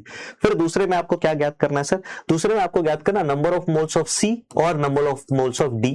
कितना बनेगा? नंबर ऑफ मोल्स ज्ञात करना। मोलर द्रव्यमान हमें किसी का नहीं पता तो टेंशन ही खत्म। तीसरे में आपको क्या पता करना है सर? तीसरे में आपको पता करना है एक्सेस रिएजेंट, आधिक्य अभिकर्मक। एक्सेस रिएजेंट कौन और कितना बचेगा, क्योंकि एक्सेस रिएजेंट बचता भी है, कितना बचेगा ये आपको ज्ञात करना है। चलिए करते हैं सवाल को हल। बहुत सारे बच्चे ने बताने भी लगा कि सर एलआर बी हो जाएगा। ये देखते हैं, आपने बोला सर ये 12 मोल है, ये 6 मोल है। ऊपर लिखो छोटा आर और आप बोलोगे सर 12 को 2 से भाग दिया और 6 को 3 से भाग दिया, तो ये आया 2, ये आया 6। इन दोनों में से ये बड़ी संख्या है तो ये हमारा एलआर हो गया। सबसे पहले सवाल का जवाब हो गया हमारा लिमिटिंग रिएजेंट कौन सा सर? बी हमारा एलआर है। बी अभिकर्मक लिमिटिंग रिएजेंट है। जैसे हमें पता लगा बी लिमिटिंग रिएजेंट है तो हम दूसरे सवाल को हल करने के लिए क्या करेंगे सर? आरबीआई लगाएंगे। Number of moles of B बटे इसका स्टोइकियोमेट्रिक कोएफिशिएंट 2, ये बराबर हो जाएगा number of moles of B बटे इसका स्टोइकियोमेट्रिक कोएफिशिएंट 3, ये बराबर हो जाएगा number of moles of C बटे इसका स्टोइकियोमेट्रिक कोएफिशिएंट 1 और ये बराबर हो जाएगा number of moles of D बटे इसका स्टोइकियोमेट्रिक कोएफिशिएंट 2। फिर आपको क्या करना है सर? जो एलआर है उसको हाईलाइट कर लो, क्योंकि इनपुट सिर्फ वही दे सकते हो। इनपुट हम सिर्फ क्या करेंगे सर? यहां पे इनपुट हम सिर्फ बी के मोल्स को करेंगे, बी के मोल्स को अपन इनपुट करेंगे। क्या है तो ऐसे इसमें एरो बना दो कि भाई बी के मोल को इनपुट करना है। बी के मोल को डालते हैं यहाँ पे। बी के कितने मोल है सर? बी के 6 मोल है। तो आप लिख सकते हो sir number of moles of A बटे 2, ये किसके बराबर हो जाएगा? 6/3।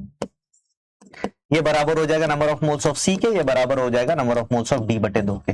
अब दूसरे सवाल में हमें किसके किसके मोल्स पता करने हैं सर? हमें सी के मोल पता करना है और डी के मोल पता करने हैं। तो सी का मोल इन दोनों से पता कर लेंगे, डी का मोल इन दोनों से पता कर लेंगे। तो आप लिखेंगे number of moles of C बटे 1, ये किसके बराबर हो जाएगा? 6/3 के।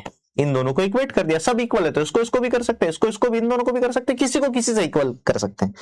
इसका मान हमें पता तो हम सबको इसी से इक्वेट कर लेते हैं। तो यहां से हमें पता चला ये कितना आ गया सर? 2 मोल, यानी कि सी के कितने मोल बन जाएंगे? 2 मोल। फिर हम लिखेंगे number of moles of D को अगर हम 2 से भाग करते हैं तो ये किसके बराबर आ रहा है सर, ये 6/3 के ही बराबर आ रहा है। और यहां से आप सॉल्व करोगे तो number of moles of D जो है ये भी कितना हो जाएगा सर, ये आ जाएगा 4 मोल। कितना आ जाएगा 4, क्यों, क्योंकि ये 6 में से 3 गया, ऊपर 2 बचेगा, 2 दूनी 4, तो इसके 4 मोल आ गए। Number of moles of D हमारे पास कितना आ गया, 4 आ गया। अब सबसे इंपॉर्टेंट सवाल जहां सबका बल्ब फ्यूज हो जाता है वो शुरू होता है सर, कि सर आधिक्य अभिकर्मक कौन है। तो आधिक्य अभिकर्मक हमें पता लग गया, जो सीमांत अभिकर्मक नहीं होता है वही आधिक्य अभिकर्मक है। तो आप बोलेंगे एक्सेस रिएजेंट। तीसरे सवाल का जवाब में अपन चलते हैं। एक्सेस रिएजेंट हमारे पास कौन है सर, आप बोलेंगे एक्सेस रिएजेंट जो है वो हमारे पास ए है।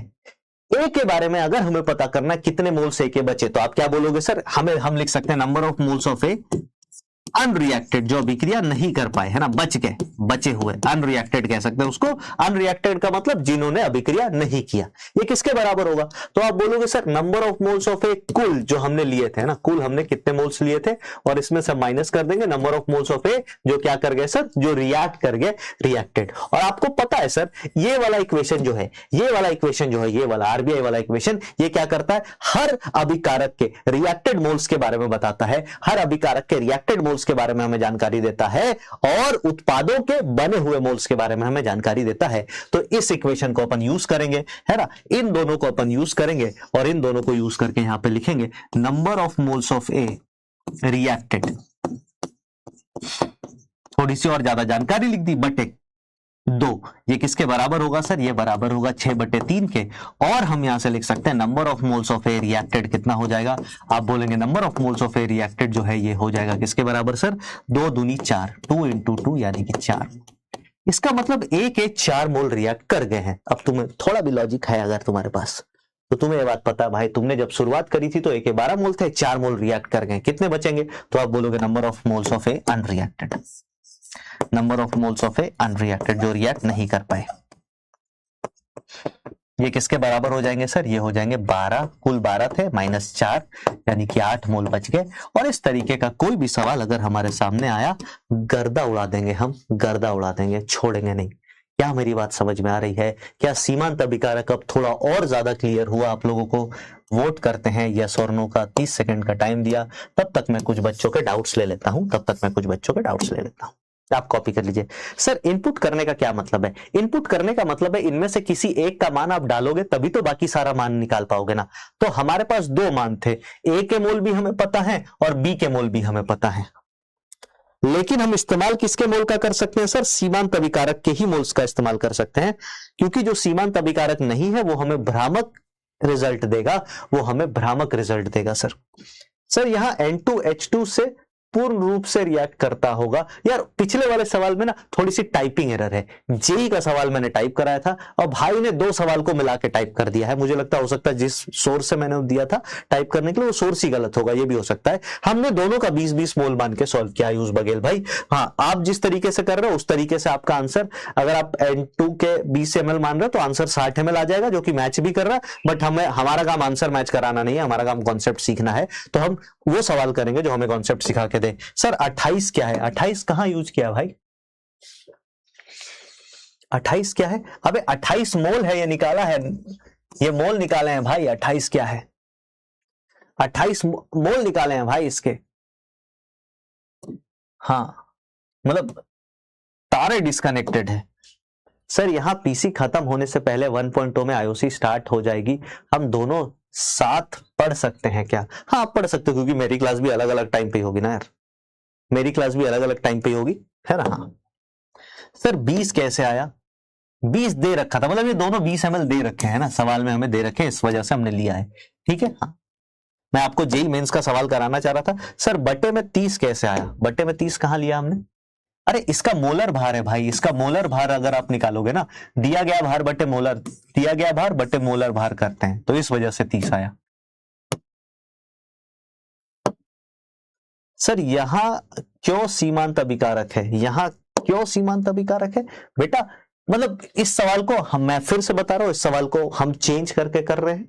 हमने इसको नहीं करना है, हमने करना 20 ml N2 है, पूर्ण रूप हटा दो, और 20 ml H2 है, इन दोनों के 20 ml लेकर के अपन को सॉल्व करना है, ठीक है। हाँ इन्होंने सवाल दूसरा दे दिया है, मैंने जेई मेंस का दिया था, 2 सवाल होंगे एक साथ, तो इन्होंने दूसरा वाला आसान वाला सवाल टाइप कर दिया, आसान सवाल हम नहीं करेंगे। सर रिएक्टेड को हिंदी में क्या करते हैं? रिएक्टेड को हिंदी में कहते हैं जो अभिक्रिया कर गए, है ना, अभिक्रिया कर गए उसको रिएक्टेड कहते हैं। सर इनपुट कैसे लेते हैं? इनपुट आप समझ गए ना, इनपुट में बहुत सारे बच्चों को दिक्कत लग रहा है। इनपुट का मतलब है सीमांत अभिकारक के मोल को रख दो, बस सीमांत अभिकारक के मोल को रखना, सीमांत अभिकारक के मोल को आरबीआई वाले इक्वेशन में रखना, स्टोइशियोमेट्री के आरबीआई वाले इक्वेशन में रखना ही इनपुट कहलाता है। समझ गए? चलिए, आई होप अब आपको इसमें दिक्कत नहीं होगा। सर यहाँ number of moles of N2 और इतना बराबर लिख सकते हैं क्या? डायरेक्ट नहीं लिख सकते हो। कैसे लिख सकते हो? अभिक्रिया बैलेंस करनी पड़ती है, उसके बाद अपन कर सकते हैं। सर एक दूसरा क्वेश्चन कराओ और उसे एक एक पॉइंट करके समझाओ। अरे भाई साहब, ये एक तो दिव्यांशु कुमार भाई बहुत ज्यादा परेशान है, ये बहुत ज्यादा। मैं आपसे दिव्यांशु भाई एक सीधा सीधा सवाल पूछता हूं, आप इस वजह से भी परेशान हो सकते हो कि हो सकता है आज आपकी पहली या दूसरी क्लास हो। अगर आपकी पहली या दूसरी क्लास है तो प्लीज इतनी जरूरत ना करें, मतलब मैं जरूरत उस सेंस में नहीं कह रहा, धमकी नहीं दे रहा, मैं कह रहा हूं इतनी जरूरत ना करें कि सीधा आप सीमांत अभिकारक के क्लास में आ जाए। अगर आप सीधा सीमांत अभिकारक के क्लास में आएंगे तो समझ में आने की संभावनाएं कम होंगी। और याद रखिएगा, समझ में आने की संभावना एक बार अगर कम हुई तो आप धीरे धीरे डिस्कनेक्ट हो जाओगे। इसी के लिए प्लीज पूरा कीजिए और अच्छे से कीजिए। एक सवाल आपको बढ़िया और खोज के देता हूं, एक नए टाइप का हम सवाल करवाना चाह रहे हैं आपको, आइए देख लेते हैं। अगर मिल जाए तो करवा दूंगा, मजा ही आ जाएगा, है ना। हाँ, मेरा भी दिल गार्डन गार्डन हो जाएगा। ला ला ला ला ला ला।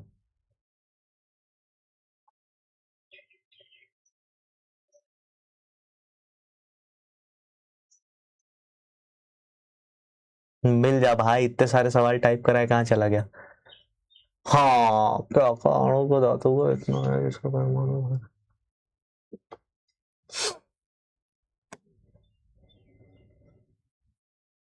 चलिए इस तरीके के सवाल करते हैं अपन, है ना, इस तरीके के सवाल करते हैं। ये टाइप में आपको लिखा देता हूं, न्यूनतम टाइप का सवाल ये लिख लेते हैं ना। इस टाइप का सवाल एक बार करते हैं। देखो ये सवाल क्या कह रहा है, इसको सवाल को पढ़ना,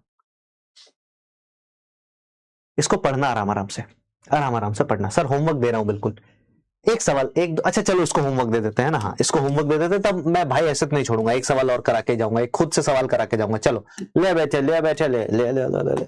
अगला सवाल ये है, अगला सवाल ये है, बड़ा फर्जी टाइप का सवाल है, बट करिए। 5वां सवाल हो जाएगा हमारे पास। हमने लिखा कार्बन अभिक्रिया कर रहा है किसके साथ? सर हाइड्रोजन के साथ अभिक्रिया कर रहा है किसके साथ? सर ऑक्सीजन के साथ।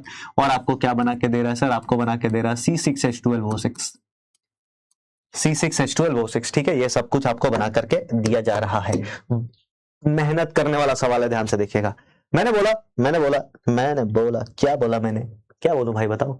6 और 8 का अनुपात 48। ठीक है भाई, तो हमने क्या किया सर? 96 ग्राम इसका लिया, 96 ग्राम इसका लिया और 96 ग्राम इसका भी ले लिया। ठीक है, सबके 96 ग्राम फेंक के मारे आपको क्या क्या बताना सर? सबसे पहला LR कौन होगा, दूसरे में आपको क्या बताना है सर? W ग्लूकोज का कितना भार बनेगा, और तीसरे में आपको क्या बताना सर? एक्सेस अभिकर्मक, एक्सेस रिएजेंट कौन है और कितना बचेगा, एक्सेस रिएजेंट कौन और कितना बचेगा। चलिए जल्दी जल्दी करते हैं भाई, इसको करके आज की क्लास को समाप्त करते हैं। कम से कम नींद अच्छी आएगी आपको, है ना। हाँ, नींद अच्छी आएगी आपको। आइए देखते हैं कैसे करेंगे, मैं आपको सॉल्व करके बताता हूं। सबसे पहले अपन क्या करेंगे? सबके नंबर ऑफ मोल्स निकाल लेंगे। नंबर ऑफ मोल्स कैसे निकालेंगे? दिया गया भार बटे मोलर भार। तो कार्बन परमाणु का भार कितना होता है सर? 12। 96 बटा 12 करेंगे, कितना आ जाएगा सर? ए बाबू एक बार 12 टेबल पढ़ दो जल्दी से। 84 7 बार में 96 8 बार में, तो 8 मोल हो गए इसके। इसकी बात करें सर, इसके मोल्स आ जाएंगे 96 बटे इसका खुद का मोलर भार कितना होता है सर? 2 होता है, तो इसके कितने मोल्स आ गए? 45 मोल आ गए। सर इसकी बात करें, इसका मोलर भार कितना होता है? तो आप बोलेंगे इसका मोलर भार 16 होता है सर, तो इसको अपन ने 16 से भाग दिया, इसको अपन ने 16 से भाग दिया। इसके मोल्स कितने आ गए सर? इसके मोल्स आ गए आपके 6 मोल। अब मेरे को जल्दी से बता देना सीमांत अभिकारक कौन है इसमें से? सीमांत अभिकारक कौन है सर? सभी लोग कह रहे हैं LrO2 है, लेकिन एक बात मेरी बात ध्यान सुनना बेटा, आपने क्या रिएक्शन को बैलेंस किया? नहीं, बिना बैलेंस किए तुम ऐसे आंसर कैसे दे सकते हो? अगर तुम रिएक्शन को बैलेंस करोगे तो यहां लगाओगे 6, पहले बैलेंस करो, बिना बैलेंस किए काम करोगे मारे जाओगे। यहां आएगा 6, यहां आएगा 6, यहां आएगा आपका 3। अब देखो अभिक्रिया बैलेंस्ड है, अब देखो अभिक्रिया बैलेंस्ड है ना। ये एसएम स्कैम वाला ही सवाल है मेरे भाई, ध्यान सुनना। ये 6 6 और 3, 6 कम 6 6 कम 6, 6 दूनी 12 12, 3 दूनी 6 6। अब ये बैलेंस्ड है तो अब आप बोलोगे सर अब हम छोटा आर निकालेंगे। छोटा आर इसके लिए आएगा 8/6, छोटा आर इसके लिए आएगा 45/6, ये तो बहुत बड़ी संख्या है। और छोटा आर इसके लिए आएगा 6/3, इसका मान है 2 और आपको पता 8/6 ये 1 दशमलव समथिंग होगा, तो यही सबसे छोटा है। और सीधा सीधा बात है एल आर कौन हो गया सर, एल आर जो है वो हो गया हमारा कार्बन, कार्बन हमारा एल आर हो गया, यानी कि सी हमारा एल आर हो गया। क्या मेरी बात समझ में आई? बहुत सारे लोगों ने सीधा मोल निकाला 6, बोला लो भैया एल आर। अब मात्रा कभी भी एल आर डिसाइड नहीं करती है, एल आर डिसाइड करती है मात्रा यानी मोल बटे उसका स्टोइकियोमेट्रिक कोएफिशिएंट। जब तक स्टोइकियोमेट्रिक से डिवाइड नहीं करोगे, जब तक स्टोइकियोमेट्रिक कोएफिशिएंट से डिवाइड नहीं करोगे तब तक आंसर नहीं आएगा। क्या मेरी बात क्लियर है? बहुत सारे बच्चे बोलेंगे हाँ, लेकिन एक इसमें गड़बड़ है। एक गड़बड़ ये है कि बेटा यहां पे मैंने गलती करी है ताकि तुम्हारी आंखें ऐसे खुले कि ओ भाई अभी गलती है। भाई क्या गलती है? अबे O2 है, O2 का भार 16 नहीं 32 होता है मेरे दोस्त, है ना। जो लोग ऐसे चमका रहे थे ना, थोड़ा सा हड़काया बस आंसर ही गलत कर देते हो तुम लोग। तो ये क्या हो जाएगा सर? ये 32 होगा। बहुत बढ़िया, इसका मान है ये 32 है। 32 को अगर 96 से डिवाइड करेंगे तो ये आया 3 मोल। और अगर ये 3 मोल है सर और इसको यहां पे हम निकालेंगे तो अब ये आया 3/3, और 3/3 का मतलब 1, यानी कि एक सबसे छोटी संख्या। ये तो 1 से बड़ी है, ये 1 से बहुत बड़ी है और ये 1 है। तो आप बोलोगे सर एल आर हमारा ऑक्सीजन है, O2 हमारा एल आर है। कौन एल आर है? O2 एल आर है। क्या मेरी बात समझ में आ गई? बताइए।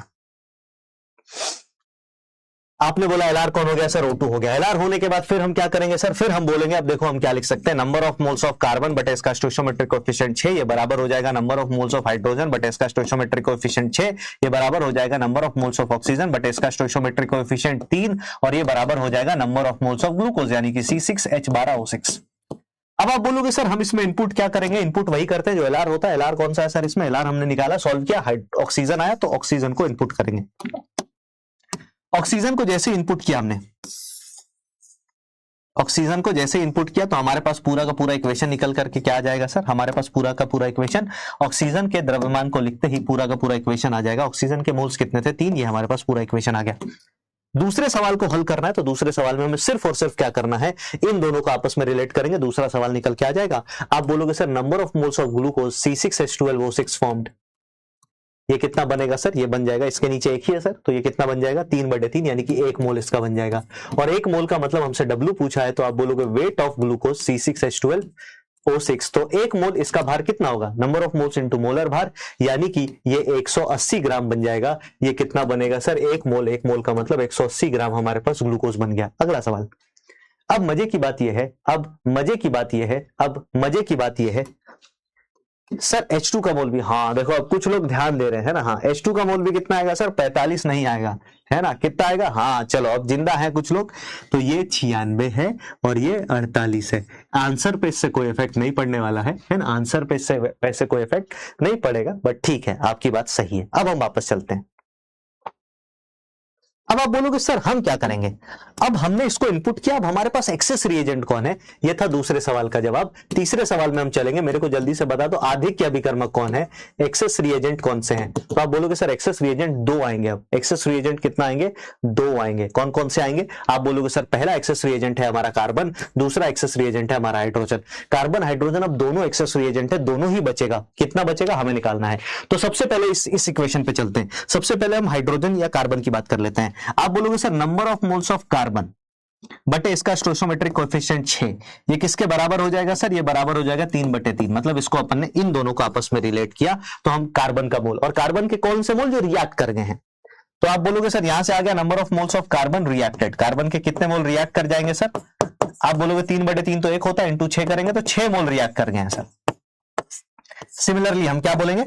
सिमिलरली हम बोलेंगे number of moles of hydrogen upon 6, ये किसके बराबर हो जाएगा? ये बराबर हो जाएगा 3/3। तो यहां से number of moles of hydrogen reacted, hydrogen के कितने मोल रिएक्ट कर गए हैं, क्योंकि ये हमें क्या बता के देता है? अभिकारकों के मोल्स रिएक्टेड, है ना। रिएक्टेड ये कितने हो जाएंगे सर? 6 कम 6, तो 6 मोल इसके रिएक्ट कर गए। अब मेरी बात सुनना बेटा, बचे हुए मोल निकाल लेते हैं। क्या निकाल लेते हैं? बचे हुए मोल। क्या निकालेंगे अब अपन? बचे हुए मोल, है ना। क्या निकालेंगे? मोल। किसके किसके बचे मोल? तो आप सबसे पहले बोलोगे किसके बचे मोल? कार्बन के। Number of moles of carbon जो बच गए वो किसके बराबर होंगे? सर कुल कितने लिए थे कार्बन के मोल? 8। अभिक्रिया कितना कर गया है सर कार्बन के मोल? कार्बन के कितने मोल अभिक्रिया कर गए हैं सर? 6। तो बच कितने गए? कार्बन का 2 मोल बच गया। अगर कार्बन का 2 मोल बचा है तो W carbon, weight of carbon कितना बच जाएगा? आप बोलोगे 2 इंटू कार्बन का ग्राम एटॉमिक मास जो कि 12 ग्राम होता है, तो 12 दूनी कितना हो गया सर? 24 ग्राम कार्बन हमारे पास बच गया। आपने बोला बहुत अच्छी बात है। फिर हमने क्या लिखा? फिर आप बोलोगे sir number of moles of hydrogen जो बच गया वो कैसे निकालेंगे? सर लिया कितना था? 48 मोल। बच अभिक्रिया कितना, खपत कितना? 6 मोल का। तो आपने बोला सर 48 लिया था, 6 मोल की खपत हो गई, कितना बच गया सर? 42 मोल हमारे पास बच गया। 42 मोल हाइड्रोजन का जब हम वजन निकालेंगे तो आप बोलोगे 42 को 2 से, इसका मोलर भार 2 है, 2 से मल्टीप्लाई कर दो, तो इसका मतलब ये कितना बच गया सर? ये हमारे पास 84 ग्राम बच गया। इसका मतलब 24 ग्राम कार्बन बच जाएगा और 84 ग्राम हाइड्रोजन बच जाएगा। सर क्या हमारी बात मतलब क्लियर है? बताइए, क्या हमारी बात क्लियर है? बताइए, क्लियर है क्या? कार्बन लेफ्ट 24 ग्राम, हाइड्रोजन लेफ्ट 44 ग्राम। इस तरीके से कोई भी सवाल आएगा अपन कर लेंगे। इसी के साथ आज का लेक्चर अपन करते हैं यहीं पे समाप्त। होमवर्क अभी मैं थोड़ी देर में दे दूंगा। अगर आपके पास मॉड्यूल नहीं है तो मॉड्यूल के पहले चैप्टर का पीडीएफ मैं आपको अपने टेलीग्राम चैनल पर डाल दूंगा। टेलीग्राम चैनल पर पहले चैप्टर का पीडीएफ आप देख लीजिएगा। टेलीग्राम या व्हाट्सएप चैनल पर प्लीज देख लीजिएगा, है ना? प्लीज इसको देख लीजिएगा।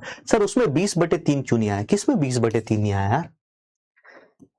चलिए, तो इसी के साथ आज का लेक्चर अपन यहीं पे समाप्त करते हैं। और याद रखिएगा, हारा वही जो लड़ा नहीं बेटा। अगर तुम लड़ते रहोगे तो जीत जाओगे। और प्लीज प्लीज प्लीज मेरा रिक्वेस्ट है, जिस दिन जो पढ़ाया जा रहा है उसको रिवाइज कीजिए। नहीं रिवीजन करोगे तो वो गलती तुम फिर से दोहरा रहे हो जो तुमने 2026 में करी थी।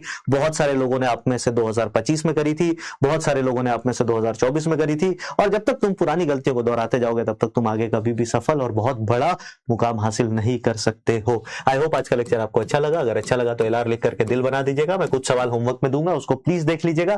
क्लास खत्म होने के बाद शाम में आप नोट्स पे देखिएगा, उसमें आपको होमवर्क मिल जाएगा। अपना ध्यान रखें, खूब मन लगा के पढ़ाई करते रहें, है ना? अपना ध्यान रखें, खूब मन लगा के